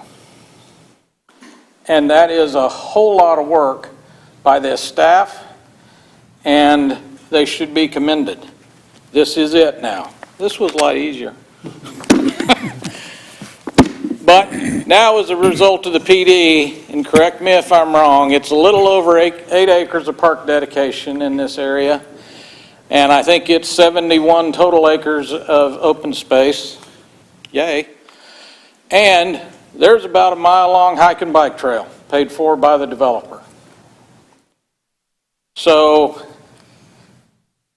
and as part of this book of annexation, it not only includes the PD, it includes an economic development agreement that we've availed ourselves of and have attracted some major tenants to remain here or move here into Lewisville as a result. And it has the TERS, which protected our bonded indebtedness. Let me talk about process for just a minute. In order to get to the City of Lewisville, P&Z, and/or Council with a staff recommendation for approval is not like falling off a log. It is not undoable, but it is an enormous amount of work. It takes compromise. It takes vision. It takes sometimes educating me as a developer. It's taken me as a developer some time to educate staff just because of my history relative to some of the staff history that this is what happened. Do you agree with that, Richard? But there is a collaboration of effort that goes into these. In these two cases, I'm downzoning multifamily to townhouse. If that were anywhere else in the city of Lewisville, I'd be applauded. But I'm not, being in this case, for whatever combination of reasons. The other, the south of 544, asking for that project, it is zoned for that. The zoning allows for that. This allows for that. But it's not like it's going to be easy to get done. One of the issues that my neighbors, and understand, my house is on that map. I got the notices of this happening. Me and Mrs. Stanley live there by ourselves, thank God. Well, a dog and a cat. But I live in this neighborhood, and I, like everyone else, is worried about the value of my home. And I'm not, this causes me no concern. We have a very, how should I put this? A very robust neighborhood, and they like to party, clearly, which is perfectly fine. One of the issues is parking on the street. There were 8 or 10 cars on Tasala this evening at 4:30 when I drove home to feed my dog before I came up here. That's standard operating procedure. Those future apartments, there will be a gate, fence, wall, some barrier where those apartment people will have no reason to park on Tasala. They'll have to go around the big honking fence to get back to their apartment. That open space concept, whatever, was never going to be open space for the residents of Phase 10. It was going to be behind the fence, and it would be amenities for the apartments. Dog parks, ball fields, pickleball, who knows. Additionally, it is going to be likely 10 years before I get down there to get to that apartment development. It just takes too long. I got 5 others to do before I get to those 2. Additionally, there is a concern about crime. We have always had a concern about crime. This council has heard from Castle Hills residents about the FLIR cameras or flick cameras or whatever they are, flock, whatever. And the former police chief, I haven't had a chance to get to know the current police chief, but the former police chief and I had a number of conversations. He said, Eric, you don't have a crime problem in Castle Hills. While perception may be that you do, you don't. However, with the more apartments that you have, you run a risk to that. So we took action with our commercial association. For those of you who have been around a while, the Castle Hills associations are more powerful than city ordinances. And as such, in the commercial association that every apartment in Castle Hills is a part of, and every new apartment that goes into Castle Hills will be a part of, if an apartment complex causes a nuisance and it gets to be an issue, the commercial association has the right and the ability to fine the estate owner. We hit them in the pocketbook, and we've done it. And we've gotten actions changed. The original 2 complexes on the east side of Josie, south side of Windhaven, there was a time there was a little bit of a problem over there. We fined them, they put a guard in place, they got rid of it. I don't want those issues. I got more apartments to build, more apartments to rent. And so we took that decisive action to try to take care of that issue.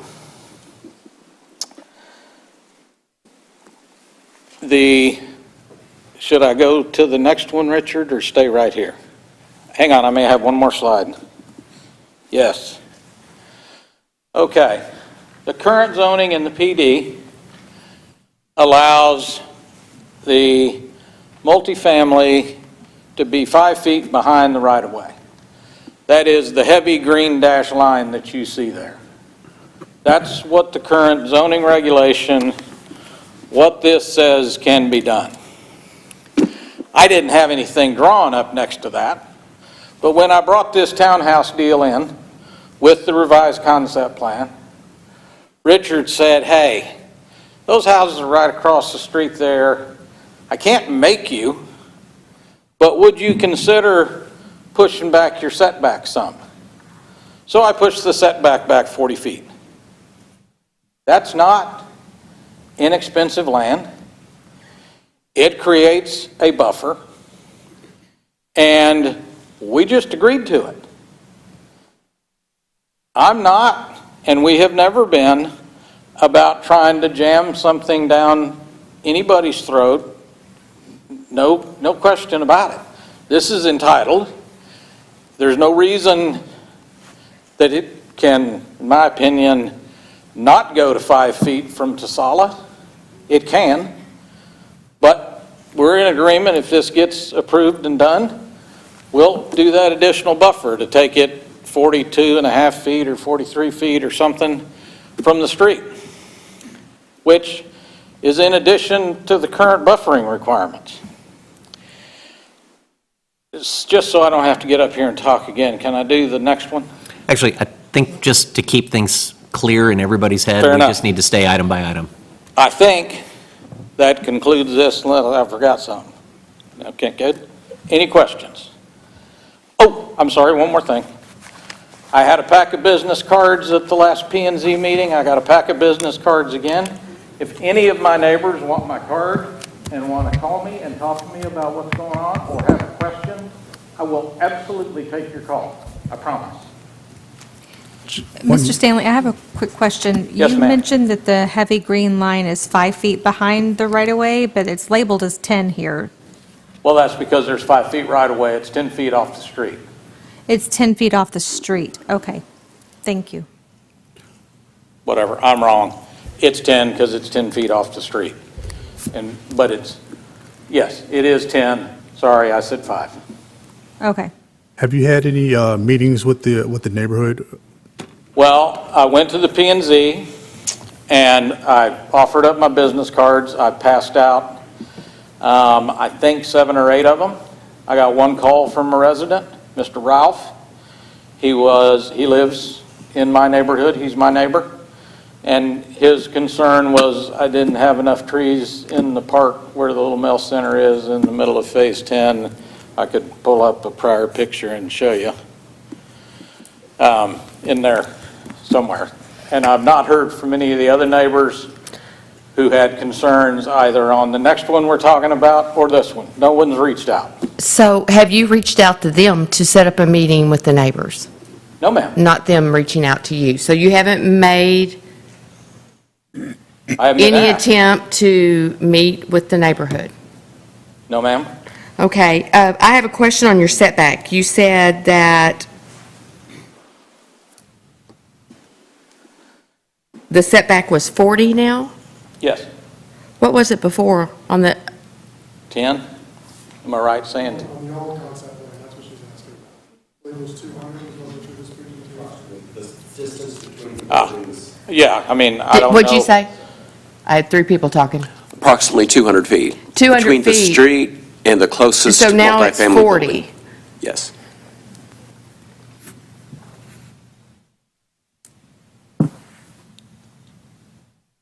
Other questions? I've got no other questions for Mr. Stanley at this moment. Thank you, sir. Appreciate it. I'm going to open this for additional public comment. I have a few to get through here tonight, so thank you all for your patience and being here. I would ask that in the interest of time, of course, you are more than welcome to take your fully allotted time. I would also recommend that brevity is the soul of wit, and we would appreciate that as well. So I will go through these cards as quickly as I can, and please forgive me if I butcher a name, and educate me on how to say it properly. First card I have here is from Anis Varghese, or is it Annie? That's Annie. Okay, thank you. And Annie, if you could state your name and address for the record, please. Good evening. My name is Annie Varghese. My address is 713 Lady Tasala Avenue. So the concern that I have, I live right by Lady Tasala and Lady Betty, and we signed up the house in 2020. Onto my right side, They have built the townhome, which is fine, but one good rain, that corner is flooded. The drainage is an issue. I have seen like cars sort of swim through that corner there. Now, they talked about the rezoning and 87 townhomes onto the Essex side. When they're talking about the traffic, it is on the 87 extra townhome traffic. What about the traffic on Lady Betty? Because that multifamily townhome of 2,600 units is on Lady Betty and Lady Tessala, because at the PNC meeting, they clarified the entrance was at Lady Betty. So if there is 2,600 units in that structure, that is 2,600 cars at bare minimum. So we are looking at a traffic light right at Lady Betty and Lady Tessala. So that's like a traffic as is. Now, from Josie or Parker, people cut across through Lady Tessala to go into Josie. And so now another 2,600 cars right there. And with all the drainage issues that we are facing, it's, and that is, as far as I see now, it's a single lane either way. And there is Tapestry that just opened there. So that is so much traffic. Did anybody do a traffic study? At the last PNC meeting, Mr. Sandy said they don't have any connection with American Legend. American Legend sold, did they look at their website? It very clearly says that they are the parent company. And American Legend sold all that stuff to us saying that green space. I get the economy of it. I understand the prices. When we bought the house, of course, the prices have doubled. The townhomes that they were selling at that time was like, what, 380? Now they're selling it at 700. I get the economy of it. I understand the reduction of it. But why don't you build this multi-story one right across by Tapestry or by the Realm? Why do it right in the middle of a development when you have on the right side and the left side townhomes? Why do it right in the middle? That cuts the aesthetics of it. So it should be like a uniformity. I am not against the multi-story, but go across on the other side of Lady Betty and let them have townhomes. They can build all the townhomes they want in the middle. I don't have a problem with that. But all this 2,600 multi-story, multifamily one and the traffic, that is injustice. And I feel like, that was, of course, all of us were deceived, by American Legend and all the builders who said that they're going to have a green space. I get the economy of it, you want, but don't build a big building. Don't, have you studied the traffic? Please make sure you do a traffic study before you approve this. That's my concern. Thank you. Thank you. Luis Freitas?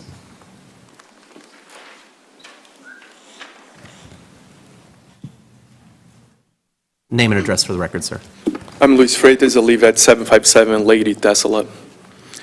I'm going to probably repeat a lot that was said and probably from the emails you all received. So I'm here to support my neighbors and the community to oppose the proposed rezoning in the Castle Hills neighborhood.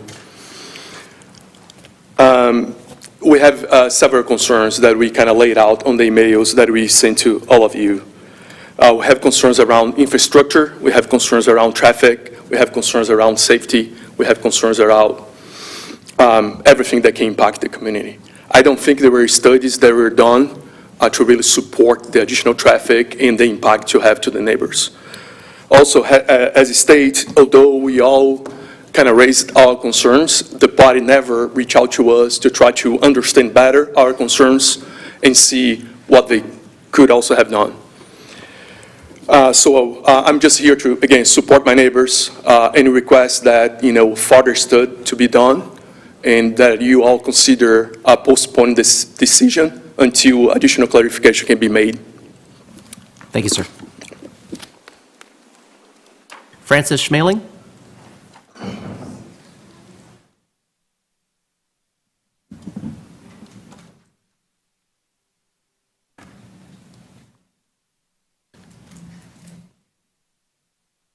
And name and address, please. Yes. Francis Schmeling, 3549 Damsel Brook Street, Lewisville, obviously. If you don't mind, I'd like to read a little bit. I think it'd make it easier, keep it as salient as possible. I'm here to support my neighbors, obviously. I stand here to express my deep concern and opposition to this proposed zoning for the changes in our North Point community. As multiple-time homeowner in this community for over 13 years, I specifically moved to Castle Hill and have stayed here because of its schools, its tight-knit community, safety, and strong home values of our neighborhood. I believe the proposed changes will have a profoundly negative impact on our community in several key aspects. You've heard my neighbors talk about property value impacts. The proposed zoning changes have the potential to lead to a decline in our property values. The introduction of multifamily 4- or 5-story structures into our residential area will diminish the desirability of our homes and has the potential to negatively affect the overall market value of our great community. This will have a significant financial repercussion for all of the homeowners in our North Point community. Our environmental concerns, in my opinion, the proposed development will undoubtedly and also have a detrimental effect on our standard of living. Our community was marketed for its future green spaces and natural beauty. In addition to its connectivity to walkways and parks, these changes will irrevocably alter the original plans and significantly reduce green spaces and walkways we were all sold on. As you've previously heard, a reduction of 7.3 acres of green space, or nearly a 15% reduction. As my neighbors have stated, I am greatly concerned about the increase in traffic and the impact of additional volumes of vehicles. The homes on Lady Tesla are only 41 feet wide, which already restricts street parking for guests of the homeowners. I'm concerned that this increase in traffic will create an unsafe traffic situation not only for this road, but for the side roads associated with it, not only for vehicles, but also for people like myself who like to walk every day. And so those pedestrians, I believe, are potentially at risk. More importantly, the Castle Hills community is built on a strong sense of belonging and shared values. The proposed changes will disrupt the character and cohesion of our neighborhood. Contrary to the petitioner's belief that this use of land will assimilate well in the community, I cannot see how a 4- or 5-story commercial complex fits within the existing single-family residences. I believe the increased density and incompatible land use will erode the sense of community that we so greatly cherish. I urge you to carefully consider the potential consequences of these proposed zoning changes, and before you vote, ask yourself one question. Would you personally buy a home directly across the street from a 4- or 5-story multifamily complex at your front door? Thank you for your attention to this matter. Thank you, sir. Salita Rajwani.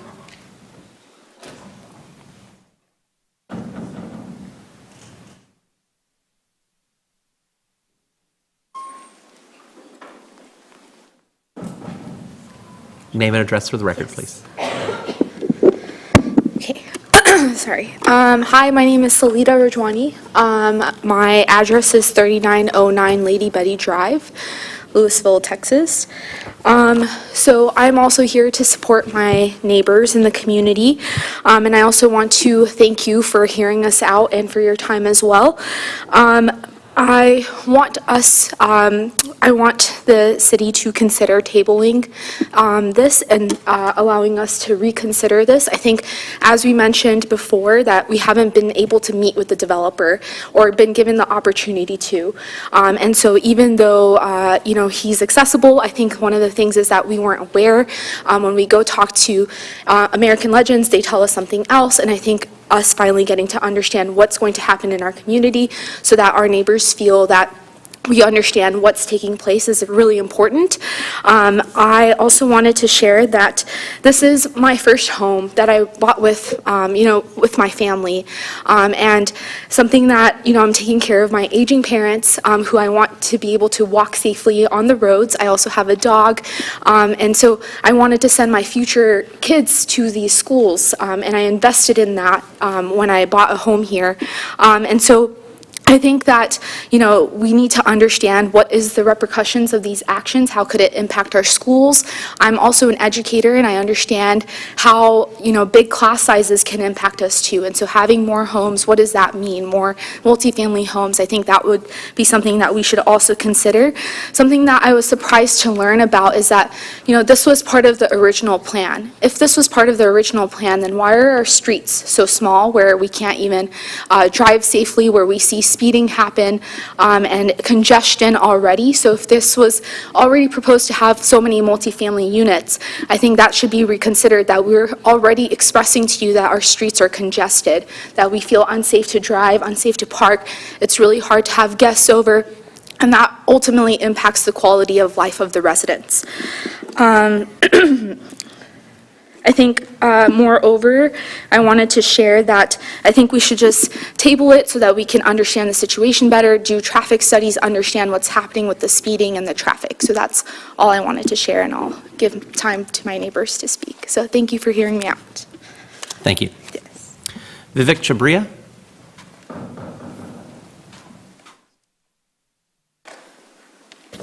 Name and address, please. My name is Vivek Chabria, resident of 817 Lady Tasala Avenue.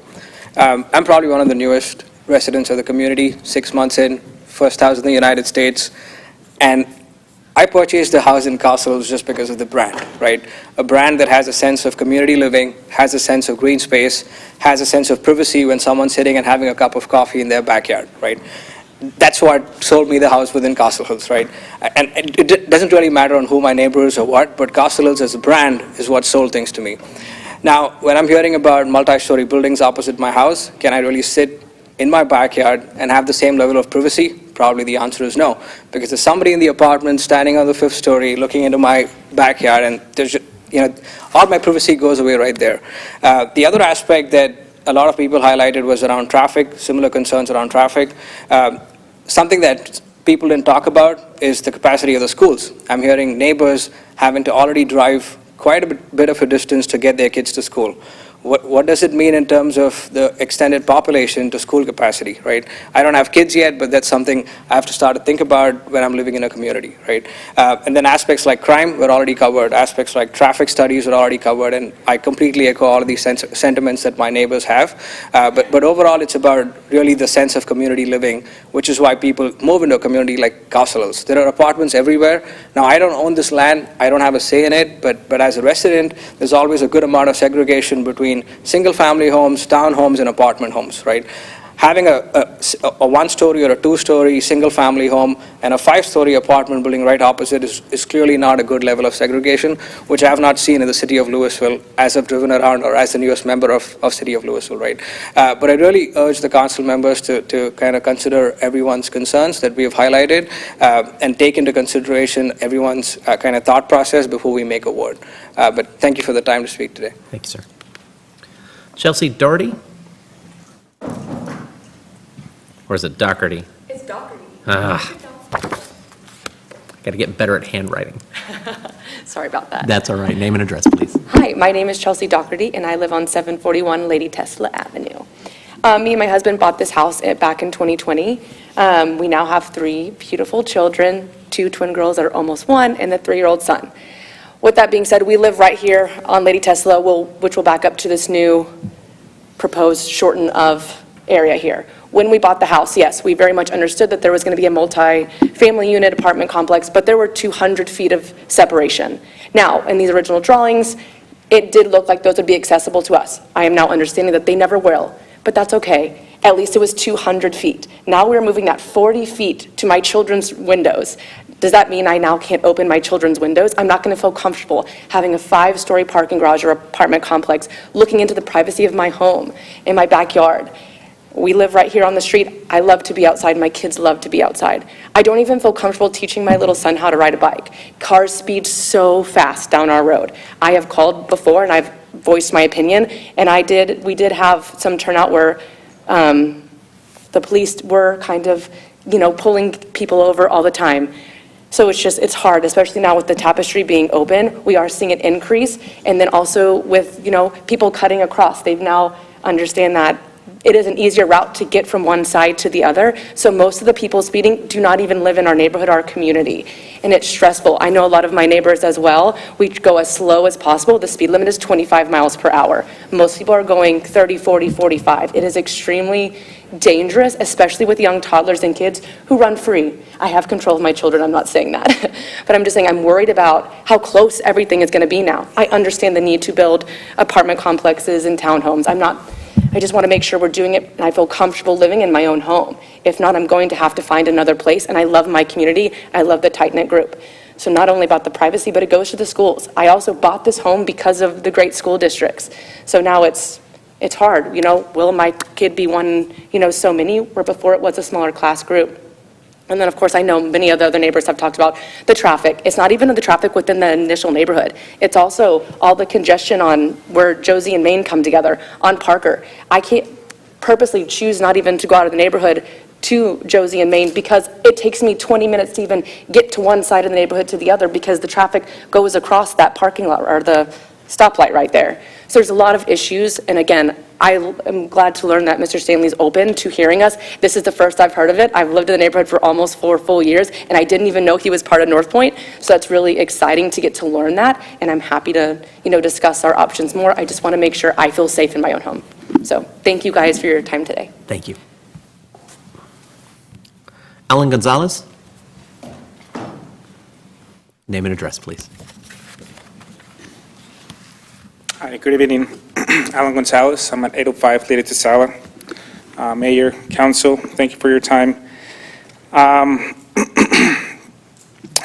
been a proud Lewisville resident for 9 years. My wife and 2 little boys bought our first house in 210 Cielo Sur, 75067 zip code. We lived there for almost 8 years. Then we decided to move to the prestigious Castle Hills area because we loved that it had so many family-friendly facilities.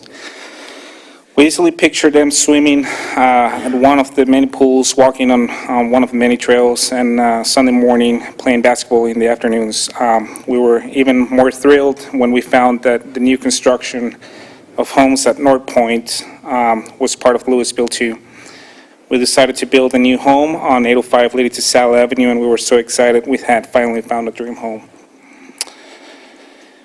As most of the neighbors, we were devastated to recently learn about the rezoning plans or zone change request to remove green space, that open area of 200 feet, and build a 5-story garage, multifamily living complex, less than 40 or 100 feet from my 6-year-old window.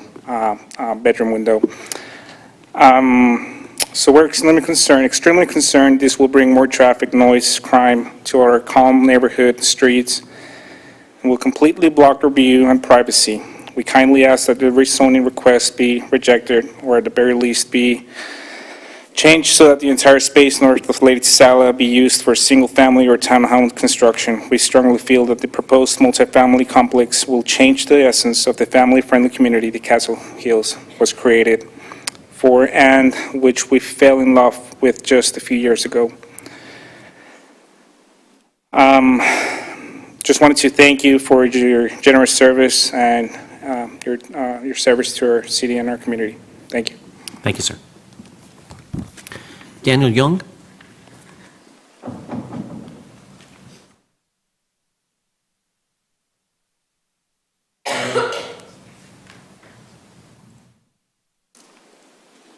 Name and address for the record, please.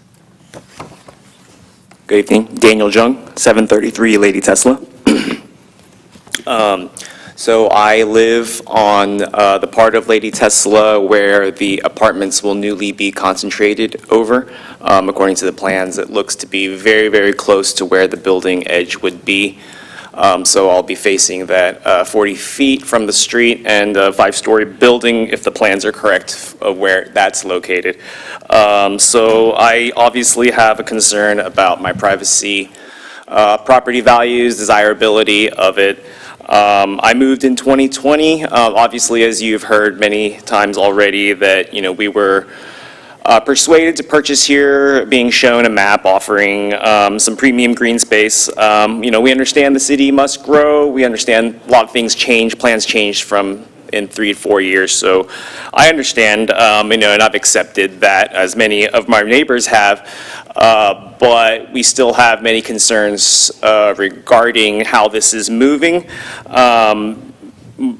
Mainly traffic of May of this year, as the community grows, as a lot of the pass-throughs, the construction in the area are completed, a lot of people are passing through our neighborhood. May of this year, my car was struck. It was parked in the street, and caused about $15,000 in damage. No big deal. We moved on. I have insurance, but that is a concern, seeing as how 2,600 more units will be moving in. So obviously that's something that we're worried about. Our neighborhood is full of many young families, so we have toddlers about. Just a couple months ago, a dog ended up in my backyard, dug its way through my backyard. So we're all pet lovers, and so we're worried about all the traffic that's coming through. We're worried about the mix of a 5-story building coming in our 1- or 2-story homes. Obviously, we can predict how that affects our property value, but it is a concern of ours in the quality of life. Obviously we do not have, it's not our land, the way it's used, it's not up to us, but we would love to have a voice. We would love to meet with the developers, to be considered, seeing as how we live here. It's a part of our community. I know that, I have the audience of the developers here as well, and, I urge you to, use your power, your position to affect the way the strategies and tactics that your company is using to sell these homes. So I'd just like to say that. And to the City Council, I urge you to reconsider this, to table this for now, to give us a little bit more chance to take a look at this and give us a little bit more time so we can be heard as well and be offered a place at that table. Thank you, ladies and gentlemen. Thank you, sir. Council, any other questions before I ask for a motion to close the public hearing? No question, but just a comment, a few comments, actually. Sure. So, one, to the residents, I read all your emails. I spent this weekend actually reading the original ordinance of the PD plan. One thing I want to let you guys know is, one person sent me the council, or actually Mayor Pro Tem, Kelly won't be here. We're all your council members. We're not a single district. We represent everybody. You elect all of us. So whenever you have questions, feel free to reach out to any of us. And that's for Patrick too, who's out of town. But we're going to make sure that we try to get this thing correct. So having been on P&Z for a while, this is not our first time experiencing, a clash between a developer and the neighbors. And I'm glad you guys understand that they own the property and they have certain rights with that property, and we don't want to interfere with that. However, what is missing, Mr. Kelly, is communication. My only question to you was, did you meet with the neighbors? And you said, well, they had your cards. That's not the same thing. So what I would suggest is that you set up a meeting with these folks and you guys talk it out. When I got on council, we had what I thought was a very simple gas station on 544 at 7-Eleven that went on for 7 months. I went from planning and zoning to city council. I voted on it in 2 different bodies. The difference was, though, the developer of that land talked to the people and they worked with them to let them know. So, and I appreciate all the time and effort that you guys have put into this since '96. But things have changed now, and you have neighbors that will be affected by this, and find a way to kind of work with the neighborhood that is there would be my suggestion. That's all I have, Mayor. I have some comments as well. Absolutely. First, I just want to clarify, most likely the American Legend Homes is a separate entity than Mr. Stanley. That's correct? Yes, I meant to write that one down on my note card, and I apologize. So Bright Industries is a parent company. Bright Industries owns Bright Realty and American Legend. But there's Okay. a separate president and COO and the whole staff of American Legend, and Bright Realty is different. We do not play in the same sandbox. Okay. I build lots, I sell them to American Legend, they sell houses. Okay. Well, I think there might be a little bit of a miscommunication, because I do feel like there's there's certainly some misunderstanding from the people who purchased the homes. And I was actually of the mind that it was probably just like completely separate. I understand they're separate companies, but, you know, just whatever going forward, this is probably a good, because I've been with Brandon through this on multiple projects, either with P&Z or council, where there's a misunderstanding from the adjacent neighborhood about what is rightfully can go in the adjacent lot that's empty. So I think in the future, just having that better communication with American Legends and making sure that they are informing the people who are there selling these properties to would go a long way. I also just wanted to, you know, what we're really looking at is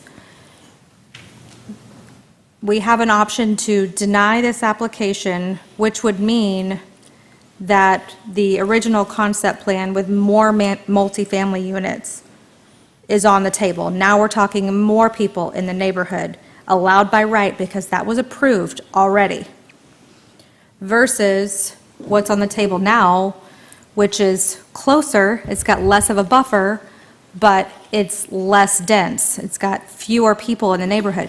And I think there's maybe some, you know, we can't have our cake and eat it too. And I think there's some compromise that needs to happen and some discussion that needs to go into it, because I certainly think, and actually I had no idea that the open space was not public, that, you know, but knowing that really doesn't change really what the buffering effect that it allows, because it sounds like American Legend actually did tell at least a few people, show them the plan, and with the trails, and some people did understand that there is going to be multifamily here one day. So in my mind, it seems like there's, you know, some compromise that maybe if you can sit down with the residents and work through some things and say, okay, well, what's more important here, or is it density, is it this buffer, and come up with a plan that everybody can kind of, it's a win-win for everybody. I'm going to leave it at, actually, one more quick question. There was a traffic study that was done as part of the PD, right? There was a traffic impact done before Tasala, Essex, and Lady Betty got built, with this density in mind. Correct. So There is it was done before, but currently it had these land uses. these land uses, Yes, okay. okay? The one we're fixing to get to's got another traffic signal analysis for Essex and 544. That's ongoing. But these streets were designed and the infrastructure was designed to handle this density. So, and with that in mind, I know there were several comments about needing a traffic study. Don't approve this without a traffic study. A traffic study has been done, and there's no reason to redo a traffic study, right? It's already been done with this density, a larger density in mind, correct?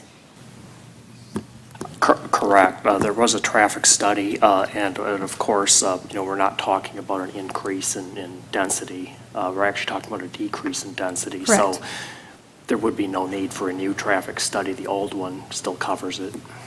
Okay. And that is public, that's a public document, is it not? Can we figure out a way to make that shareable publicly so everyone in the neighborhood has a chance to see it? Yeah, it's a public document. Okay, I'll yield the floor. Mayor, I would just like to say that there is a total lack of communication here. Passing the cards out is not going to cut it. I was on city council back in '96 when we did the first agreement. There were so many meetings and talks and revisions and compromises. We didn't do that in a 30-day period or a 40-day period, 60, 90-day period. It took us months of communicating with each other and being as transparent as we could be. They're asking for a traffic study, and I just feel that if there were the meetings with the neighbors and stuff, they would have known a traffic study was already done. It would have been out there. So I'm having a hard time knowing. I watched the P&Z meeting, knowing in American Legends, it was said that they were completely separate entity. Well, they're not. They all come from the same head. One's the right hand, one's the left hand. Somebody over here is telling them something, and they're buying their houses because the left hand is telling them this, but the right hand decided to do something over here. And there's been no communication. Not that the right hand cannot make those changes, but it needs to be discussed. There needs to be a compromise. This is not something that needs to be shoved down a neighborhood's throat without good, careful communication and consideration on all parts. That's why I specifically asked about the buffer, because it sounded like you gave an extra 5 feet and you were gonna be generous and give an extra 5 feet, when actually it went from 200 to 40. But now, on the other hand, you need to realize that we're talking about a decrease in the density when you're going to townhomes. And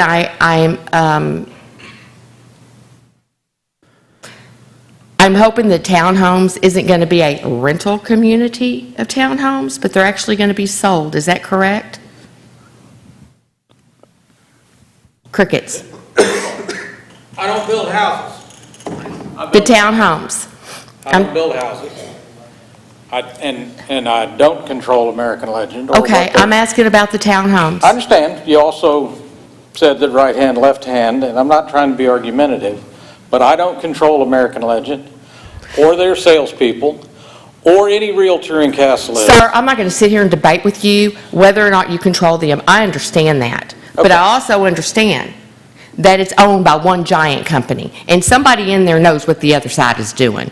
And all I said on that end was it needed to be communicated. Everybody needs to get on the same page. I think we need to get back to the question. The townhomes, are they going to be a product that's going to be leased out, or is it going to be a product that's going to be sold? Is it going to be a homeowner? I'm developing lots and selling lots to American Legend. What they have told me is they are going to sell those homes to homeowners. Okay, well, okay, you understand where my next comment's going to come here. And they told them there were going to be walking trails across the street. I'm done. We have other comments? Yes, sir. Okay, we could continue this, but it sounds to me like the general consensus is that a meeting with the neighborhood is probably a good idea before council takes action on this matter. Yes. Mr. Stanley, I imagine that may be the case. I would like to hear from my other two council members before we go that route. Okay. So that everybody has an opportunity to communicate. I'm sorry, I didn't know that. That's okay. No, I appreciate it. If you have a question for me. I mean, and you've already offered to speak to the community, so I think maybe if we can create something formal. But I'll tie a bow on it if you don't mind. Fair enough. I appreciate it. First, I'll echo some of the same things that some of the other council members have said. Similarly to what Councilmember Jones said, I had a similar case from P&Z, being on P&Z and then going on to City Council, the mill at Old Town, and similar comments, although kind of in one direct area, but the result was when everybody got together, talked through this thing, they worked out a plan, and now you can see what happened at the mill at Old Town. They came together, the developer provided some concessions to the people that had, residents that had comments, some of the people in the neighborhood. I think it was a very good dialogue. I appreciate everybody's comments that came here today. Like Councilmember Jones said, I read all those emails. So we are all council members for all the city. So I think you have to take this all in context. You're going to take all this dialogue, but I also get where you're coming from as well. So I get where you have multifamily 3, you have now trying to do, technically are creating less density.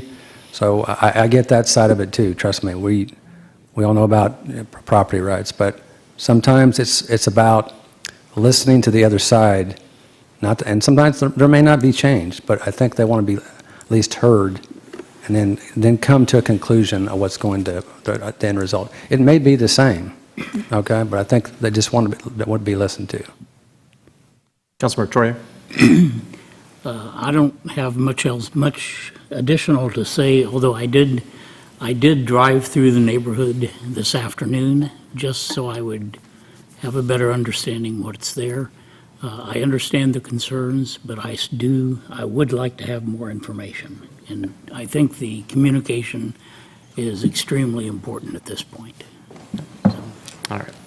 So just a few points I want to point out and just kind of wrap this up. Mr. Stanley, please, you're welcome to sit. Thank you, sir. First of all, I want to thank Mr. Stanley for offering the opportunity to have more public discourse on this. I appreciate that. I understand that these draft plans and, there's an underlying zoning, and then we had to quickly figure out with some draft plans with 60 days because state law. There's just yet another reason why, local business is done best locally and not at the state level, but we can have that conversation in November. Regardless, having to be able to accelerate through that process has obviously created a disconnect here in the communication today. So what I think might, and by the way, for all of you who did send in emails, we read them, I promise.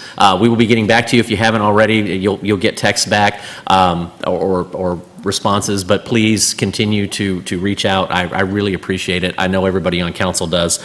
This is how you engage in politics. It's not about yelling at somebody on Facebook. So thank you for that, okay? And guaranteed, at the end of this, we may not have everybody happy. In fact, we may have everybody unhappy. That's what compromise does. That's how we have these conversations. But we have to have these conversations and not just sit around and scream in a bubble. So thank you for that. I cannot overstress you taking your time to be involved in the politics of your city is incredibly important. So thank you for that. With that, I do think what I'd like to see is a motion that we go ahead and continue this public hearing for a date certain of September 9th, which would be our next council meeting. If Mr. Stanley is amenable to that timeline. Thank you, sir. I appreciate that. So what we'd ask you to do is, schedule a public meeting, let the residents know. If staff could help with that, if you could help provide any city type of information that might be needed. What I don't want to see is a kicking and screaming match between neighbors. I want neighbors to work out and have a conversation about what needs to happen in the neighborhood and how it's going to work. So I'd appreciate everybody keeping that level of integrity that you kept here tonight. With that, I'll entertain a motion. Mayor, I move that we continue this public hearing to the September 9th meeting. Second. I have a motion and a second on the table. Council, if you please vote. Motion passes unanimously. So what that means is we have until September 9th, and then we will come back with any changes, any conversations, any additions. We can continue to postpone it if the parties choose to do that, but that's what we'd ask is that between now and September 9th, y'all have a conversation and see if we can't come down to some brass tacks. So thank you for your time tonight.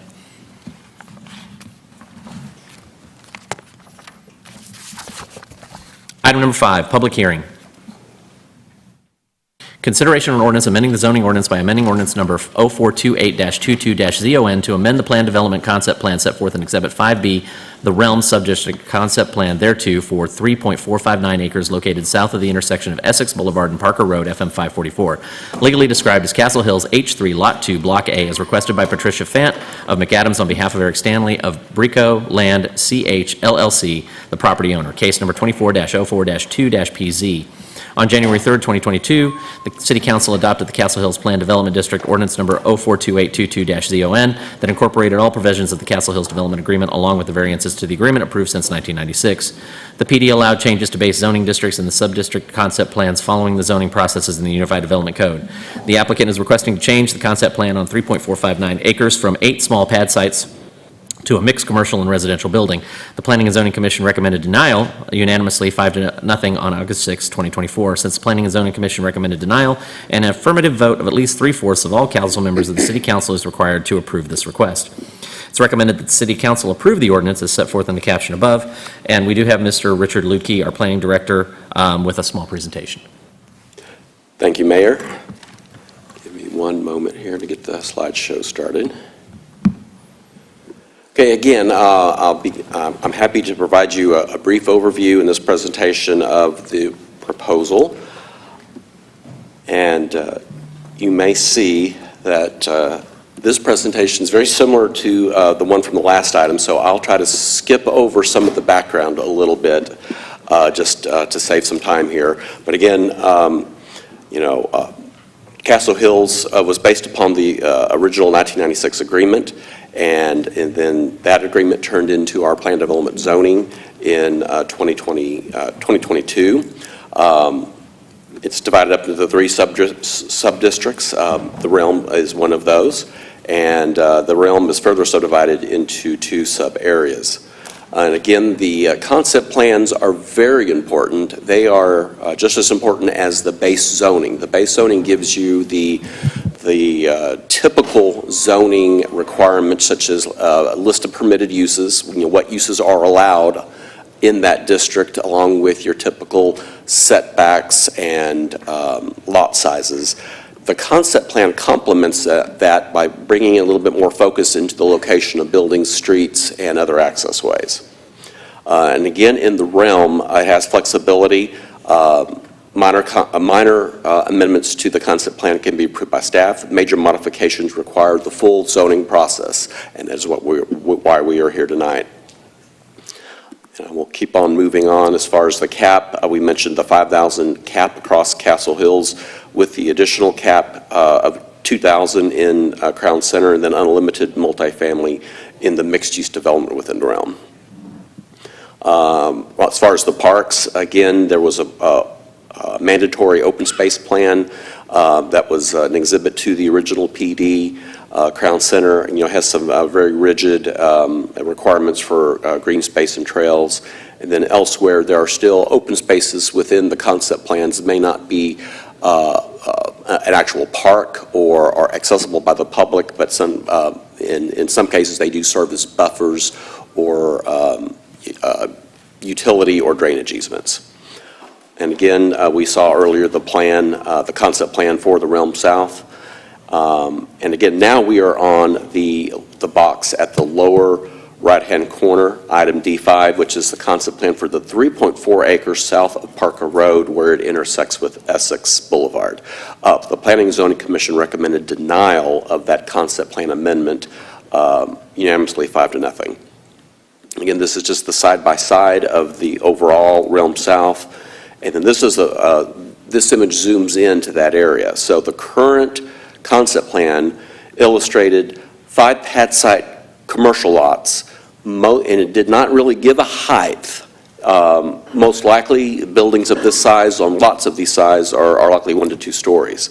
The proposed concept plan shows a single building with ground floor retail with multifamily residential above, most likely 5 stories. Concerns there again was traffic, and a traffic impact analysis underway to determine if a traffic signal is warranted at the intersection of 544 and Essex Boulevard. The proximity of buildings to home, that was another theme that was brought up by area residents. This site's a little bit different than the site to the north. This one does have some buffering. I'll go back here just to orient everyone. FM 544 makes kind of that sweeping curve on the north side of the site, and that's a very wide right-of-way due to the construction of the overpass over the railroad tracks. And again, since that is elevated, it takes a much wider right-of-way. That right-of-way is probably at least 200 feet, if not more. And then to the south, along that red line, is the railroad track, which passes under 544.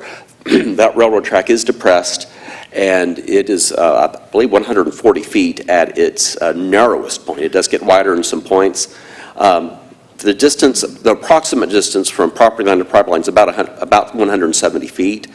And from the closest residential property line to the actual building itself is about 300 feet. So that's an even greater buffer than what was proposed originally on the Lady Tasala site. And again, building height and loss of privacy and property value, and again, that 300-foot buffer lessens the impact. Building out for about 5 stories is usually right around 60 feet, so that's about a 5 times the distance than the height of the building.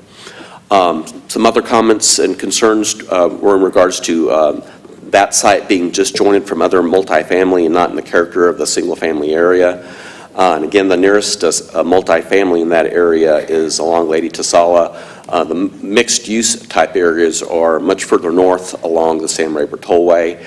But another factor to consider in this is the fact that the proposed mixed use is much smaller in scale, with only approximately 56 units on top of about 9,500 square feet of commercial. So again, that's much smaller compared to the other multifamily developments in the realm, which typically contain about 300 or 400 units. So this would be much smaller in scale. Summary of actions, again, the open space, there was really no change in that category. There was current concept plan did not show any open space, and none is shown on the proposed. As far as the multifamily caps, this does add 56 additional units on top of the commercial and does not count towards the cap because of the realm has that ability for mixed-use development that does not count towards the original 5,000 unit cap. Staff recommends approval of the request. P&Z recommended denial of the request, 5-0. And with that denial in place, that does require council to have a supermajority vote in order to approve, or a 3/4 vote. With that, I'd be glad to answer any questions, and the applicant would like to make a few comments Any questions for Richard?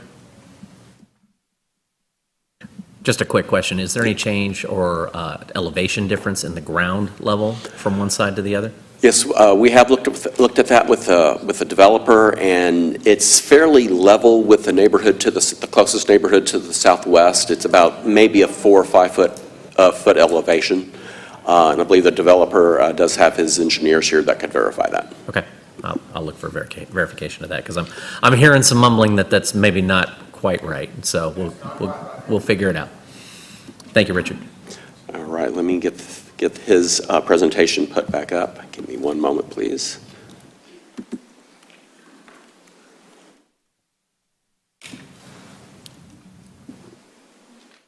Okay, Mr. Stanley, your slides are ready. Mr. Stanley? Thank you again, Richard. Thank you, sir. Thank you again, Mayor and Council. Okay. You're probably tired of hearing from me, and I'm kind of tired of standing up here. This is GB2, obviously, zoned for this use.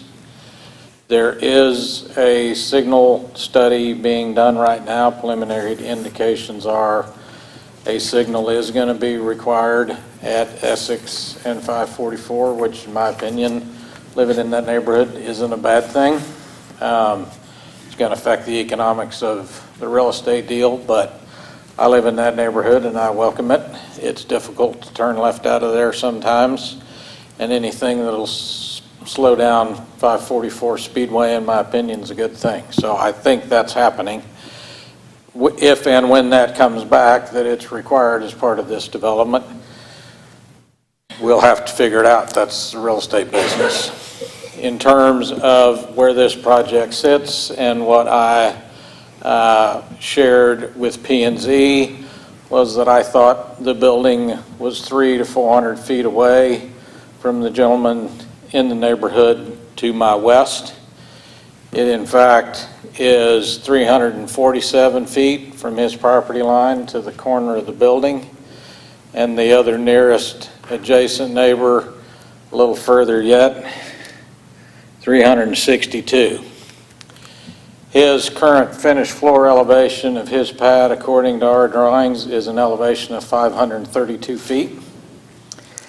And our building pad for that proposed project is at 528 feet, so we would start 4 feet below his current grade.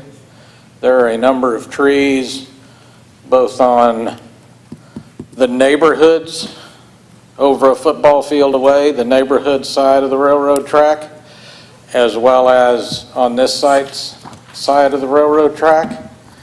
And I'm asking for consideration here. This is over a football field away and isn't a zoning change. It's a concept plan modification. There isn't anything in the current concept plan that would stop 5-story buildings being on each one of those little pads. It looked kind of weird, but certainly could be done. And this combines them into a product that I think can be unique and be interesting and add a little retail there for me and my neighbors to be able to enjoy, particularly with the signal we get back and forth across the street. Sorry.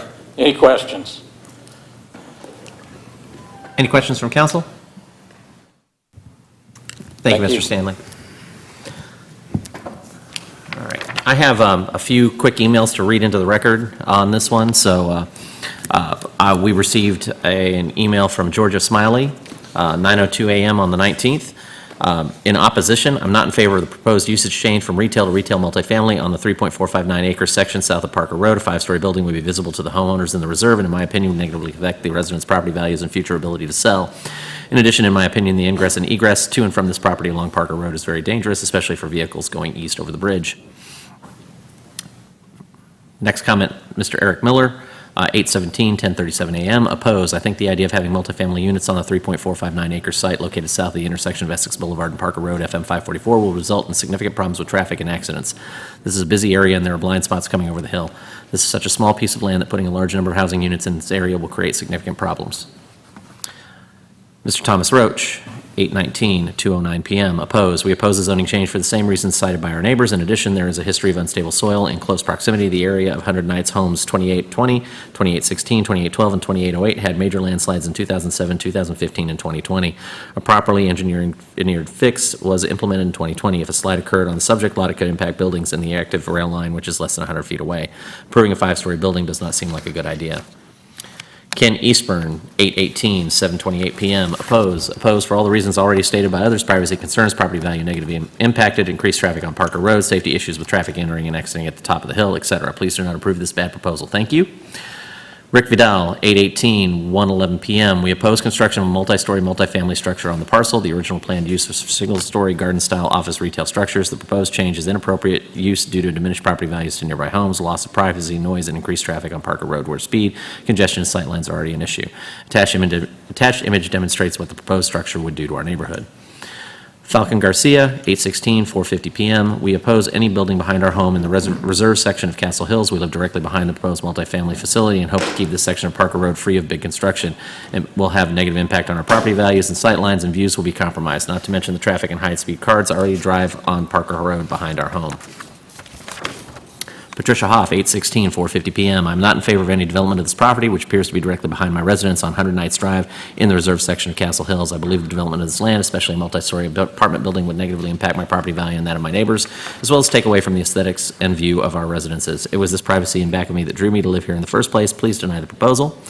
William Priest, 8/19, 2:48 p.m. We oppose construction of a multi-story commercial structure on this parcel. The original planned use for single-story garden-style office retail structures. The proposed change is inappropriate use due to diminished property values to nearby homes, loss of privacy, noise, and increased traffic on Parker Road where speed, congestion, and sightlines were always a concern.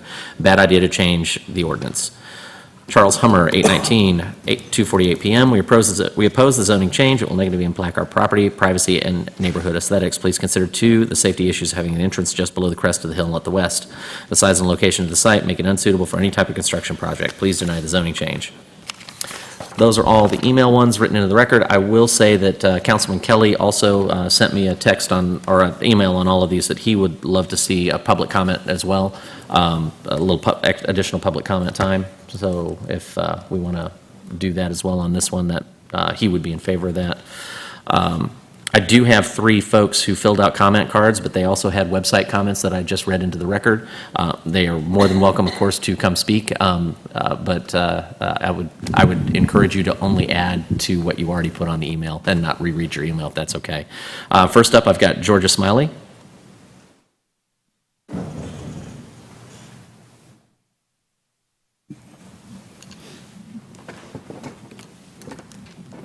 Name and address for the record, please.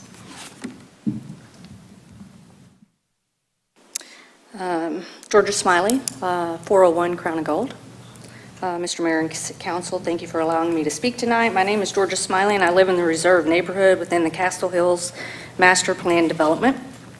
I want to clarify that I understand the owner of the property in question is Brico Land, CH LLC. I also understand the relationship between Brico Lands and the developer of Castle Hills, and we all know that they are one and the same, and I will refer to them interchangeably within my comments. When I moved into the Reserve neighborhood many years ago, it was prior to the annexation of the city with the city of Lewisville. At first, I had no idea what that would mean, and I was a little nervous about how our master plan community would be affected, but having lived with the annexation now for almost 3 years, I must say that I couldn't be more pleased, especially with all the parks and green spaces within the Castle Hills community. The city has maintained our neighborhood parks better than before and have made numerous enhancements which have been great in my opinion. This comment is important, as I will talk about later in my comments about how our current developer takes care of the parks that they are still responsible for. The developer is requesting a change in use. Mr. Stanley just said it was no change in zoning. I'm a little confused because I think it is a zoning change request in use anyway. It is currently zoned for retail, but he wants retail and multifamily, so that's a change in my part. So when the developer creates a wonderful community such as Castle Hills, the developer goes through a tremendous amount of thought process and planning for every parcel of land that will be developed and then presents those plans to the city for approval. Once the approval process happens and development begins, homeowners such as myself are then sold on what the overall plan will look like before, during, and after completion of all the development. Now this developer is asking for a change in use of this parcel of land to include a multi-story building for multifamily. This type of building is inappropriate for this parcel of land, and it does not fit within the existing residential aesthetics. This parcel of land was also never intended to house a multi-story building that would look onto the backyards of existing homes. It was plotted as 8 little garden sites or whatever. Also, we talked about the ingress and egress off of Parker Road. It's dangerous, vehicles going over to the east side of the bridge. It's a racetrack on that road. While the speed limit is posted at 50, I can guarantee you the road itself leads it to very high rates of speed. This developer wants to continue to change the original plans of the master plan development, even with the other zoning change requests for the acreage in the Castle Hills North neighborhood. And we're going to talk about those parks in a minute because those will remain private. This developer made promises to all the homeowners when they began developing the land. And those promises included all the parks and green spaces that we all love and enjoy and what brings people and families to Castle Hills in Lewisville. Those promises also included that the 3.5-acre parcel of land would be a retail site with garden-style buildings and not a multi-story building. This developer has also promised to maintain the parks within the master plan development that were not part of the annexation to the city, such as our Boot Lake Park, this is my example, which is located within our gated community and still maintained by the HOA, the master HOA. The lights along our walking paths have been in need of repair for years, and the developer refuses to repair or replace them. Our fountains within our lake at Boot Park are also in need of repair, and the developer refuses to repair that as well. Recent storms destroyed our gazebo in the park, and I'm really not sure what the developer is going to do about that. So the developer continues to break promises to the residents of Castle Hills. However, it should be noted that as the developer continues to raise my HOA dues every year, and they no longer have to maintain all those parks that the city of Lewisville now takes care of. The 3.5 acres is up for sale. So why is the developer requesting a change in use if they're going to sell it? To me, it seems likely that the developer knows the land is more valuable for residential use and because of the shape of that parcel of land. He's wanting to maximize the land building by putting a 5-story building. This gives the appearance that the developer seems only interested in more money in the pocket of the developer and not interested in living up to the previous promises or even what is in the best interest of the community. Should this request be approved, this type of building could negatively affect the values of our homes within the reserve. As you can tell, I oppose this request to change the use as requested by the developer, and it is my understanding that the P&Z Commission also recommended denial of the developer's request. I respectfully request the City Council to also deny this request for a change in use. Thank you. Thank you. Patty Hoff.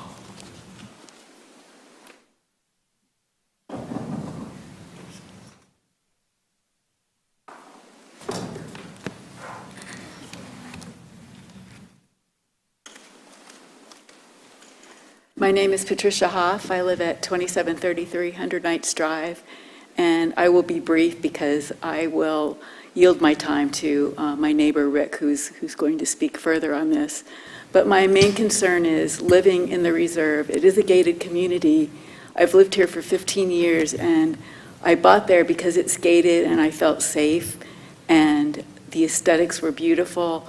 Castle Hills was beautiful, and I believe that putting a 5-story building right over the wall from where we are is going to be able to look directly into our windows, into our houses, into our yards, and I will likely no longer feel safe there. There was a slide that I saw that said property values cannot be determined, they're complicated.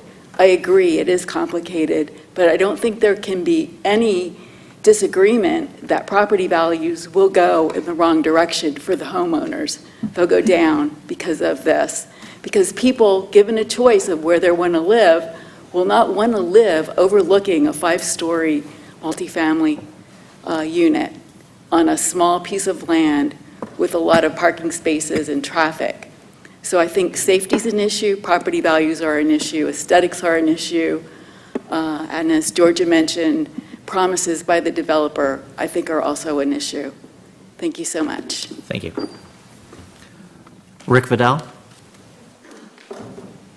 Thank you, Patty, for, I hope I can use some of her time that she didn't use, because it's going to be hard to get this in 5 minutes. Thank you, Council, Mr. Mayor, for allowing us to speak here. I think one thing that's very evident is that there is a unanimous opinion here, and the unanimous opinion is that that nobody wants to see this happen adjacent to our homes. This proposal comes before the council having been unanimously denied by the Planning and Zoning Commission. So again, that speaks to, I think, the general opinion of this proposed change. Something else is that, yes, Castle Hills gave the opportunity to bring value to Lewisville. It's the homeowners here in Lewisville who bring value to Lewisville. That's where it comes from. So, the property owners, us, my neighbors here, that are just, we're beside ourselves because this has come up, and, it comes down to appropriate use of property. This piece of property did not exist prior to 2018. It was on the north side of Parker Road. Parker Road was realigned. It's now on the south side of Parker Road, just literally right across the wall from where our homes are. With that change, and also I think that brings up, I wish we could put a map up here, there's one right here I'm looking at, but with that change, now I understand the notice. When it went out, this was like one line in a 2-page notice or 3-page notice about the zoning and planned use change. All of us, unanimously in our neighborhood, got that notice, we looked at it, oh, this has nothing to do with us, went straight in the trash. Well, it did. And it was just so happened that I did a drive-by to see why did I get this notice. I went and looked at the property in the realm a half mile from my home. On the way home, I happened to come to the intersection of Essex and 544. I looked up, and there is a sign out there in front of this property that says it's a proposed zoning change. I called the number, talked to the zoning staff, extremely helpful people, very friendly. The lady I spoke to gave me a lot of information, a lot of the tools that you have available on your website that opened my eyes significantly. And she said, oh, by the way, you're in luck. The meeting is tomorrow night. So that was Monday, 2 weeks ago, I guess, the Planning and Zoning Committee meeting. I didn't have time to talk to my neighbors or anything else. I came by myself, and I think I made an impression on them because, again, they unanimously decided to deny that request. There's a lot of things here that are wrong with this.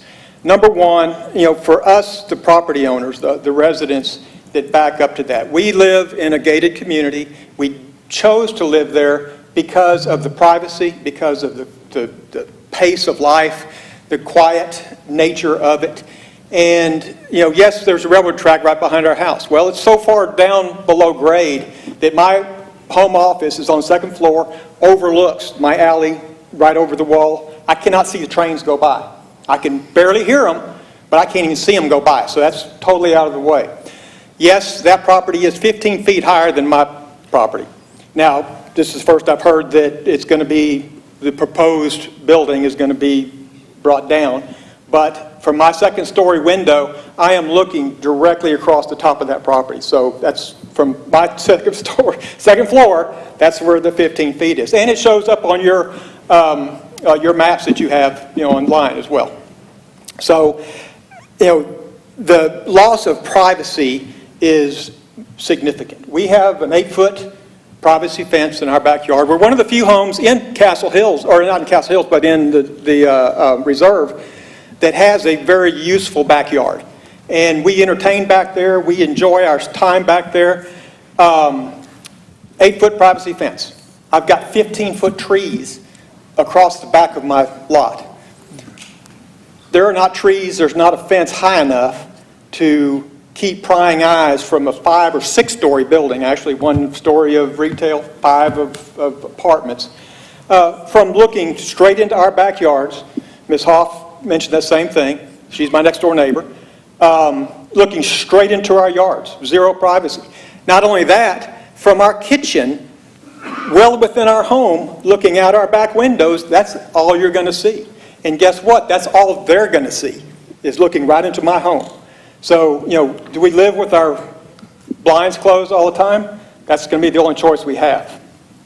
Let me see here. One of the things in, the issue of crime has been brought up. Do we really need more apartments? There are so many new apartment buildings going up here in the Castle Hills development, the realm, and that's, this little sliver is included in the realm because of the realignment of 544. If 544 is still between us and the realm, wouldn't be that much of a problem. It would still be a problem, but not as big. But because of the realignment, now that is in our backyard. But if you just, I know a lot of y'all have the Nextdoor app, you have Ring. Those are lighting up my phone on a daily basis. Did you hear the gunshots? What was that noise? Oh, there's somebody stealing packages from all these apartment complexes right here in Lewisville, right here in Castle Hills. Constantly, every day, multiple alerts. So, having that right across, it's across the wall, but it's right next door. And it's people who are looking in to my home. So, that's a major concern.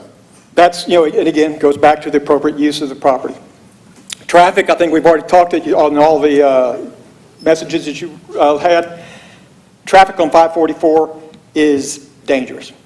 Just go out there and look at all the skid marks on the road, all the damage to the bridge over the railroad tracks, all the crashes out there, the busted up curbs from cars going over the curb at 50, 60 miles an hour, probably more like 60 and 70 miles an hour.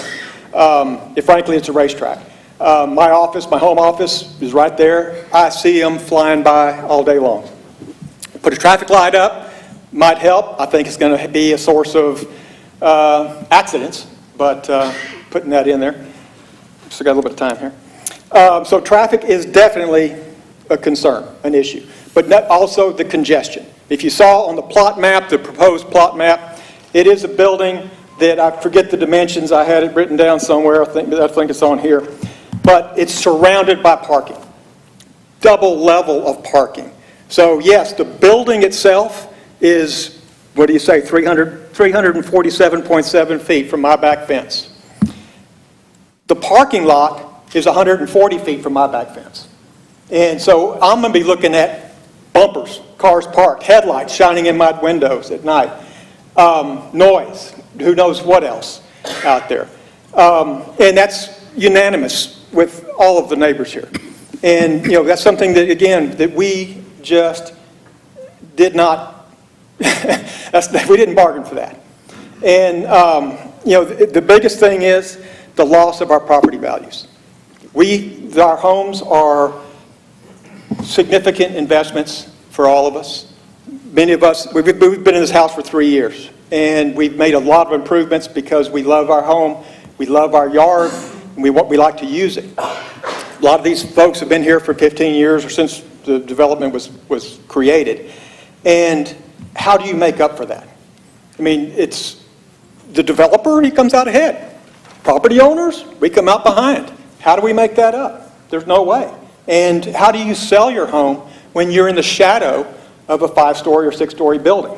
It just can't happen. So, you know, it comes down to, if there's an airport and I build a home next to the airport, I've got no right to complain about the noise. What's happening here is they're building an airport next to me. And so we should have a voice, and it should be a very loud voice. One other thing that caught my attention was that this process for changing zoning, changing planned use, is not easy. Hell no, it's not easy. It shouldn't be easy. It should be very difficult. And, you know, we bought our home. The sign, the for sale sign, I think somebody mentioned that property is for sale. The for sale sign says retail.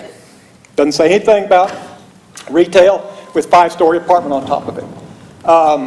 You know, if I hadn't just luckily seen that sign and contacted the city, we wouldn't be here having this conversation. It would have flown through just as an afterthought. Nobody would have said anything.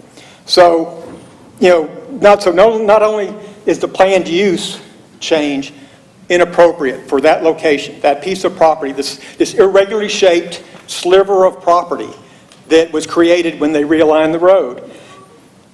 It's, you know, perhaps I think we need to even consider rezoning. Rezoning that property away from multifamily and zone it for something that is appropriate, that takes into consideration the residents that live right adjacent to it, that doesn't damage their property values, maybe brings value, maybe increases value of our homes. So, you know, that's what I'm saying here today. I appreciate your time and for listening to us. And again, I want to reiterate that this proposal came to the City Council having been unanimously denied by the Planning and Zoning Commission. Thank you, sir. Thank you. Council, any questions, comments, concerns? We have a couple of options here. We can move to close, or we can motion to continue the public hearing. I have some comments and maybe even a question for Richard. I couldn't agree more with what I've heard tonight about the concerns about this building being there. I get it, and I don't disagree at all. What my concern is that the option on the table is to deny this request. And so what does that mean? If we deny this request, it is still zoned GB, right? General business 2. Okay, so that allows multifamily on top, right? Yes, So by really right. what we're talking about is a form. This is not about a use, because the use of retail on the bottom with multifamily above is allowed by right. If we deny this, they are allowed to build that by right, correct? Correct. So the difference is that instead of building one large building, it would be potentially 6 large buildings that are all the same height, correct?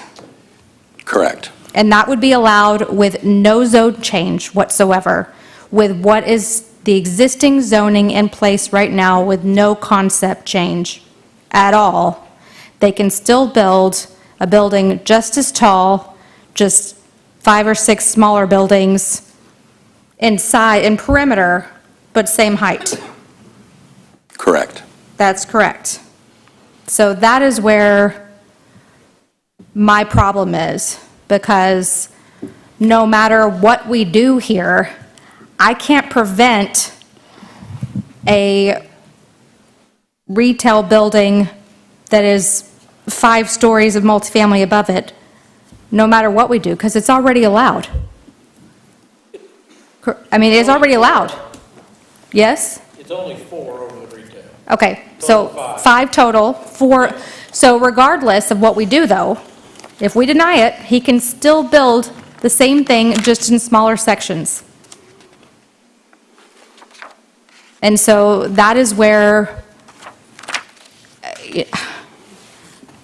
that's, That's kind of what I was saying, is that I think what the true solution is rezone this property, not change the plan. So here's the thing with rezoning. we can't initiate If that. I take it and create lower value for him, he gets to sue me, we will lose, and we will pay that money, and then he'll get to build what he wants. That's the challenge with the property rights state. There's one more thing here, and that says that just because you can, doesn't mean you should. That's fair. And that's where the appropriate use. And I think if we have a developer that has a conscience, then we should really look at what should be done rather than what can be done. That's all I'm asking. Yeah, thank you. And the issue is, I think what I'm getting at is that my issue is that I can't force that to happen. No matter what I vote tonight, I can't force that to happen. So I really don't know what the best option is, to deny or not. I would Counsel? love to hear the thoughts of everyone else up here. So you're looking at me, I think this needs to be, to me, and if Eric agrees, I think this needs to be continued further, and maybe a discussion, a dialogue could happen along with the other one together.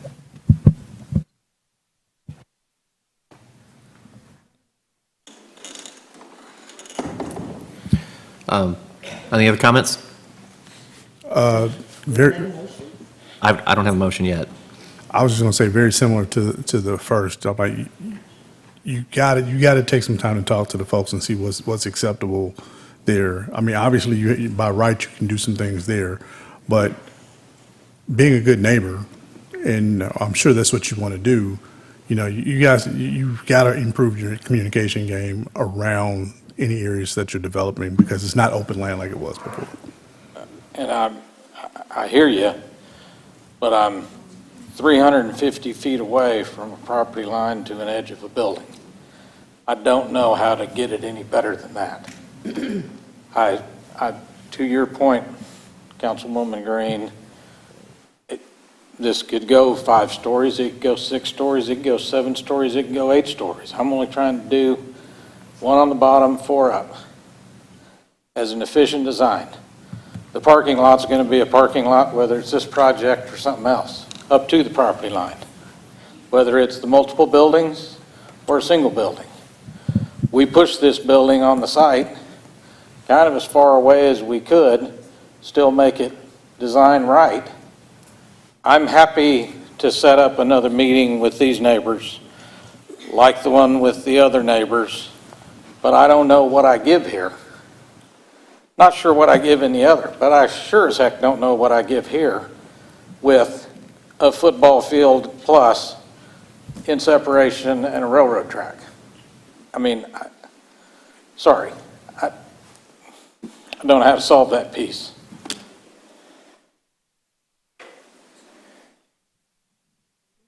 Mayor, you gotta. Mr. Meredith, you have a question, comment? Okay.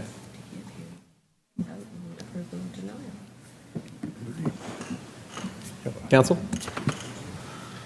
I think we need to move the question here. Well, at this point, I'm looking for a motion.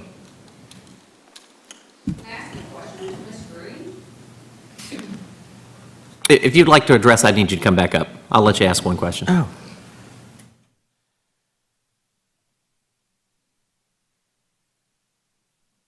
So I'm trying to understand the original, like your comment about the concept right now is like 8 little garden buildings, and well, he could just put 8 tall buildings. Is that what you're saying?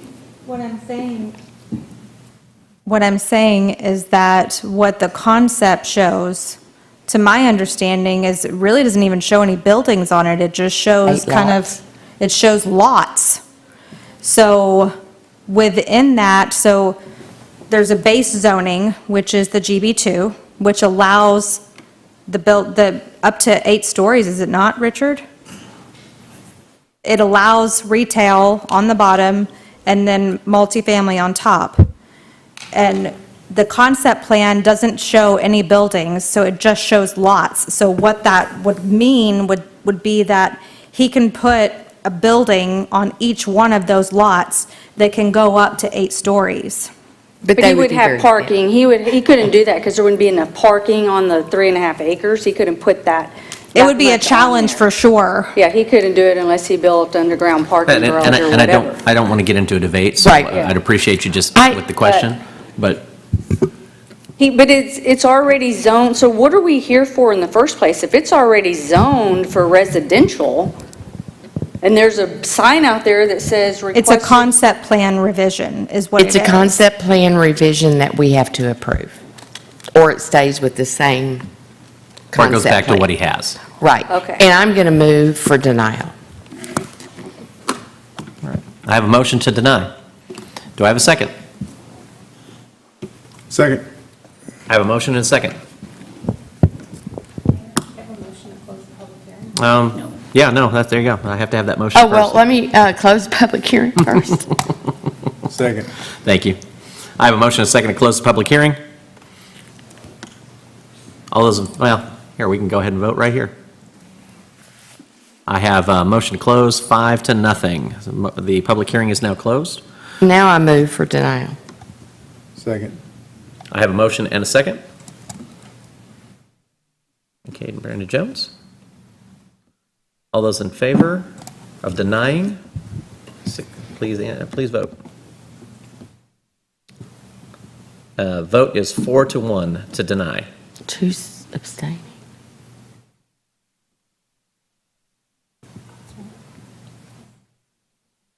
So motion passes. Why was All right. Item 6. Oh, okay. Public hearing. Consideration of ordinance amending ordinance 042822-ZON by amending section 5, the realm subdistrict, subsection VE to include additional specific landscape standards in the realm subdistrict, and section 6, public and private improvements, subsection 6A2, K, to remove the requirement for alleys in all detached and attached single-family residential zoning districts where lots average less than 10,000 square feet. Castle Hills Plan Development Ordinance 042822-ZON allows for text amendments following the same process as text amendments to the Unified Development Code. As market conditions evolve and Castle Hills approaches build-out, some changes are being requested to clarify landscaping requirements in the Realm Subdistrict and to allow for denser front entry units. Planning and Zoning Commission recommended unanimous approval, 5-0 on August 6, 2024. It's recommended that the City Council approve the ordinance as set forth in the caption above. Richard Ludke, our Planning Director, is available for questions, and public hearing is now open. Do we have any comments or questions? Council, I'll entertain a motion to close the public hearing. Move to close the public hearing. Second. I have a motion and a second. Council, please vote. Motion passes 5-0.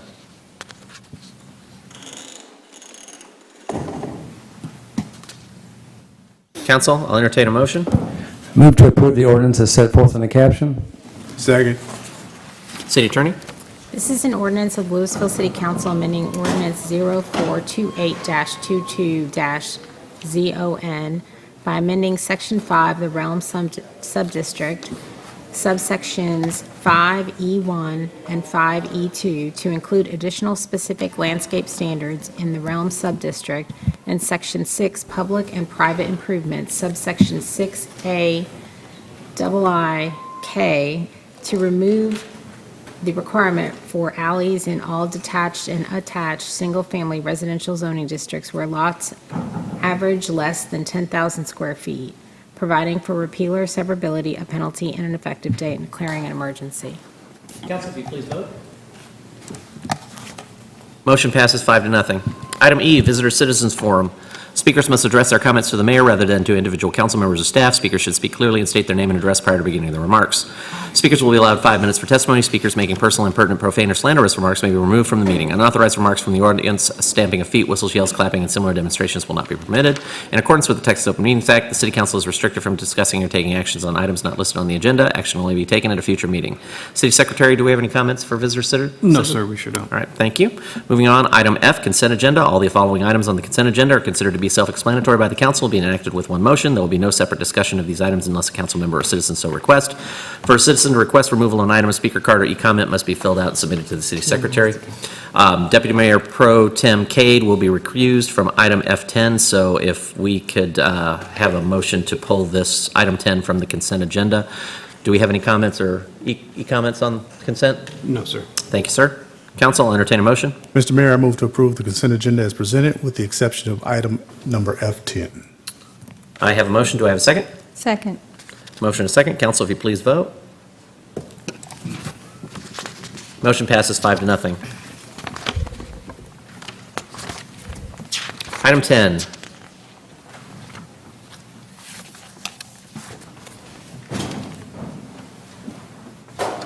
Approval of a professional services agreement with Teague, Knoll, and Perkins Incorporated in the amount of $198,555 for design services related to the Valley Vista and Poydras Street drainage improvements, and authorization for the city manager or her designee to execute the agreement.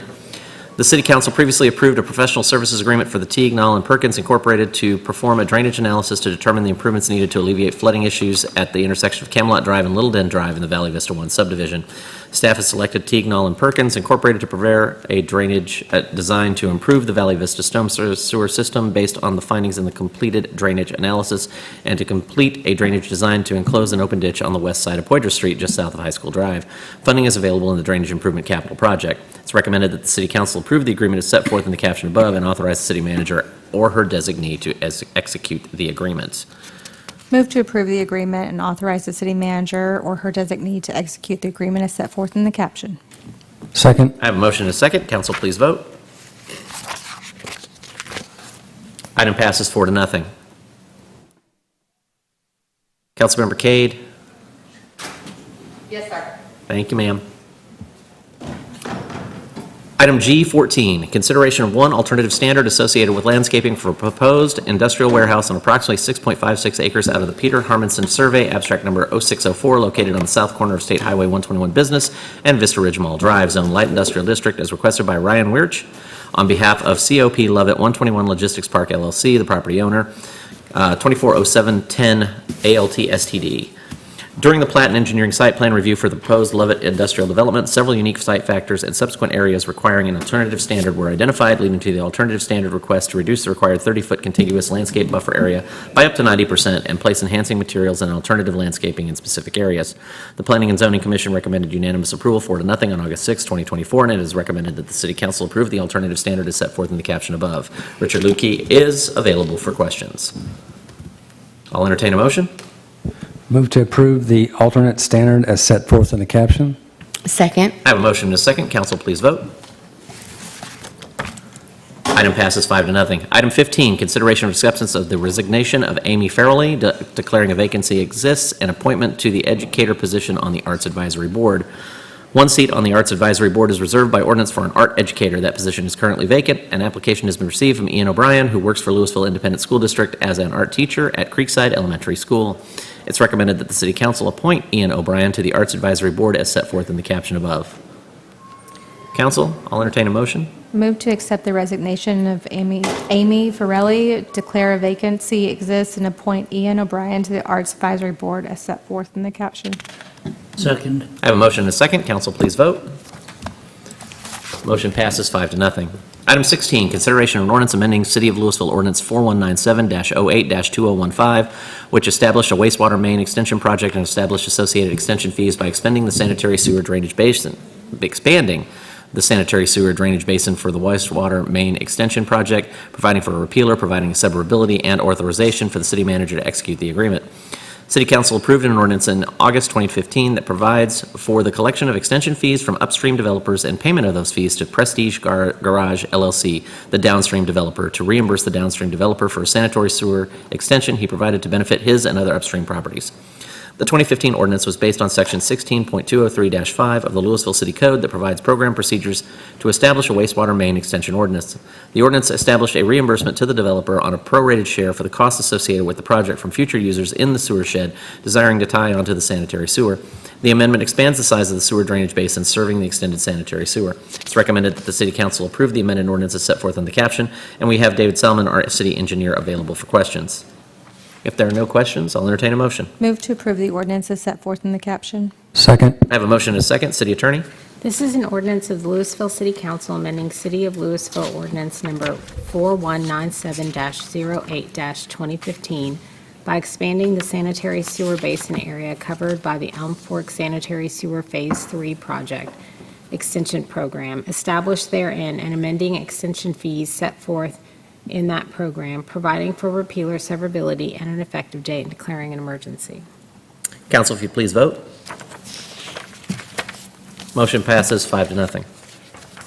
Item 17, consideration of an ordinance amending the Lewisville City Code, Chapter 15, Traffic and Vehicles, Article 4, Parking Regulations of the Lewisville City Code by adding new Section 15-127.5, limited parking on specific streets during specific hours and limiting parking on the north side of Southwest Parkway from 40 feet east of the center line of Kia Drive to 240 feet east of the center line of Kia Drive to 2 hours between the hours of 6 a.m. and 11 p.m., providing for a repealer, severability, a penalty, and an effective date, and declaring an emergency. With the construction of Glory Park, the Parks and Recreation Department has requested the parking along Southwest Parkway in front of Glory Park be limited to 2-hour parking during park operating hours. To ensure the maximum number of users can access these spots and to prevent long-term parking, staff recommends limiting the parking time to 2 hours during park operation hours from 6 a.m. to 11 p.m. And it is recommended that the City Council approve the ordinance as set forth in the caption above. David Salmon, our city engineer, is available for questions. If there are no questions, I'll entertain a motion to approve. Move to approve the ordinance as set forth in the caption. Second. I have a motion and a second. City Attorney? This is an ordinance of the Lewisville City Council amending Chapter 15, Traffic and Vehicles, Article 6, Parking Regulations, Article 4, Parking Regulations of the Lewisville City Code by adding a new Section 15-1275, limited parking on specific streets during specific hours, and limiting parking on the north side of Southwest Parkway from 40 feet east of the central line of Kia Drive to 240 feet east of the center line of Kia Drive to 2 hours between the hours of 6 a.m. and 11 p.m., providing for repealer severability, a penalty, and an effective date, and declaring an emergency. Council, if you'd please vote.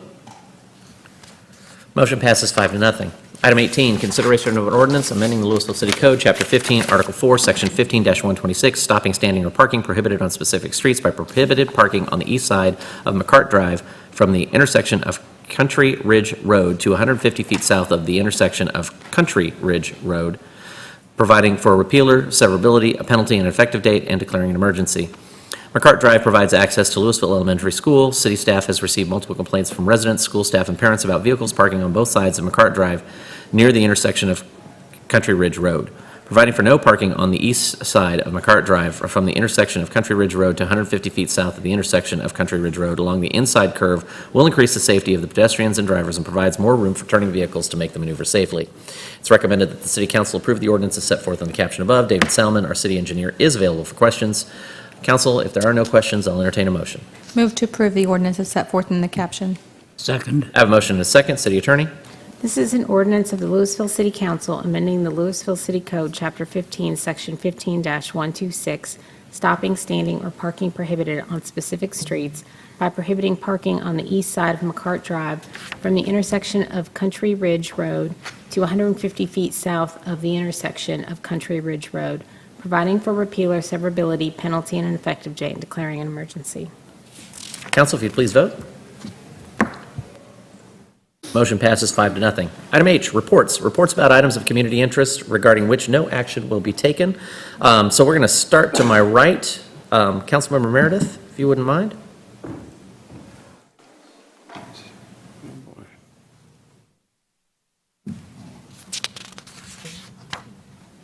Yes, Mayor, I've got a couple of library activities for the week.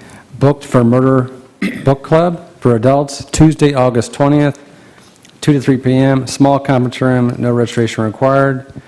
Animakers Anime Plus Makers Plus Club for teens, 13 to 18, Thursday, August 22nd, 6 to 7:30 p.m. The Hive Makerspace, no registration is required. That's all I've got. Thank you, sir. Councilmember Troyer? Yes, I have several activities at the Lewisville Grand Theater. First of all, performances, A Whale of a Band concert presented by Metropolitan Winds on September 14th. Elvis Gospel and Beyond presented by Stardom Entertainment on September 15th. Acoustic jam sessions every Friday night, as always, presented by the Visual Art League of Lewisville. Activities, we have a neighborhood grant workshop presented by the City of Lewisville on August 20th. Conversations with Artists, What Were They Thinking? Presented by the Visual Art League of Lewisville, August 25th. And there are a number of exhibitions currently or in the progress. Cowboys and Critters, presented by the Visual Art League of Lewisville, going on through August 24th. The Buck and Carey Show, presented by the City of Lewisville through August. Fresh Ideas 2023 winner and Ariel Bowman, Lap of Luxury, presented by the Visual Art League of Lewisville, August 17th through September 14th. And there is an opening reception on the 17th of August. And Patterns and Textures, presented by the Visual Art League of Lewisville, August 17th through September 14th, with an opening reception on August 17th. And that is my report. Thank you, sir. City Secretary? No report, Mayor. Mr. Lutke? Ms. Samples? Moving away? Oh, we're down to the lake level. Lake level, 100%, elevation is 522.08. Awesome. Jim? Nothing, Chief? Nothing, Chief? This one's been a marathon, so I'll be brief. I just wanted to remind everybody that school is back in session, and I think people have kind of forgotten, over the summer, how we handle the school traffic, and particularly the buses. I'm seeing a lot of people running past the buses when they are stopped and they have their stop sign out. And correct me if I'm wrong here, but if you're on a divided street and the bus is on the opposite side, you don't have to stop. But if you're on an undivided street, regardless, you have to stop no matter which way you're going. Is that correct? So I know the police department usually posts something on social media every time school starts again, just to remind people. I haven't seen it yet, but. I saw a post today. Oh, you saw it today? I'd missed it. Okay, There was a perfect. good one today. Yeah, there was. It was a video. I saw the video of the enforcement. That's wonderful. They also usually do a little graphic, which is really helpful too, because I think it can cause problems if you're on the opposite side of a divided street and you're stopping when you're not supposed to. That can cause an accident as well. So just a reminder, and I'll yield. Councilmember Jones? I think I've said enough for today. The only thing I will say, if you don't have kids like I do, leave before the school zone start. It's amazingly clear out there at 6 in the morning. It really is. I'd like to say that I'm hitting Railroad and Purnell every morning. And if I get there before the officer is set up in the parking lot across the street, they're just going. They're just going. And it is so funny because when he's there, everybody stops at that line and then they go across. It's just amazing. Can we get a decoy car set up over there? That's all I have. I'm too long for reports. City Manager? All right. I have, in the interest of time in the evening, I have no additional reports. We do have item J, closed section, so we'll need to step into closed session in accordance with Texas Government Code Subchapter D, Section 551.071, consultation with attorney, legal issues related to the Fair Housing Act 42 USC Section 3601, and approve variances to Chapter 3 Animals, Article 3, Division 2, Section 3-85, same agricultural animals, Article 5, Section 3, 151, restricted premises, and Article 6, Section 3-156, location, number, and types of chickens allowed at 1292 Marchant Place. Section 551.072, real estate property acquisition. Section 551.087, economic development, deliberation regarding economic development negotiations. We reserve the right to close for any of those, and we are in closed session.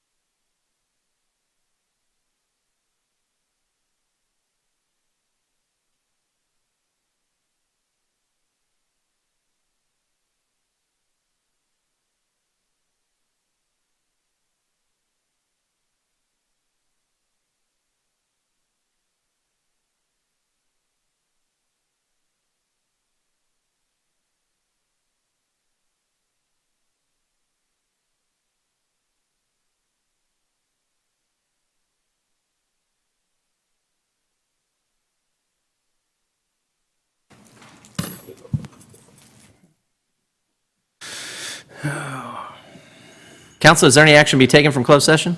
Mayor, I move to authorize the city manager or her designee to take all actions necessary to purchase the property located at 642 South Mill Street in Lewisville, Denton County, Texas, for $225,000. Second. I have a motion and a second. Council, all those in favor signify by saying aye. Aye. Opposed? Motion passes. As there is no further action to be taken on tonight's agenda, we stand adjourned. I go to bed now. 10:14. Some of that.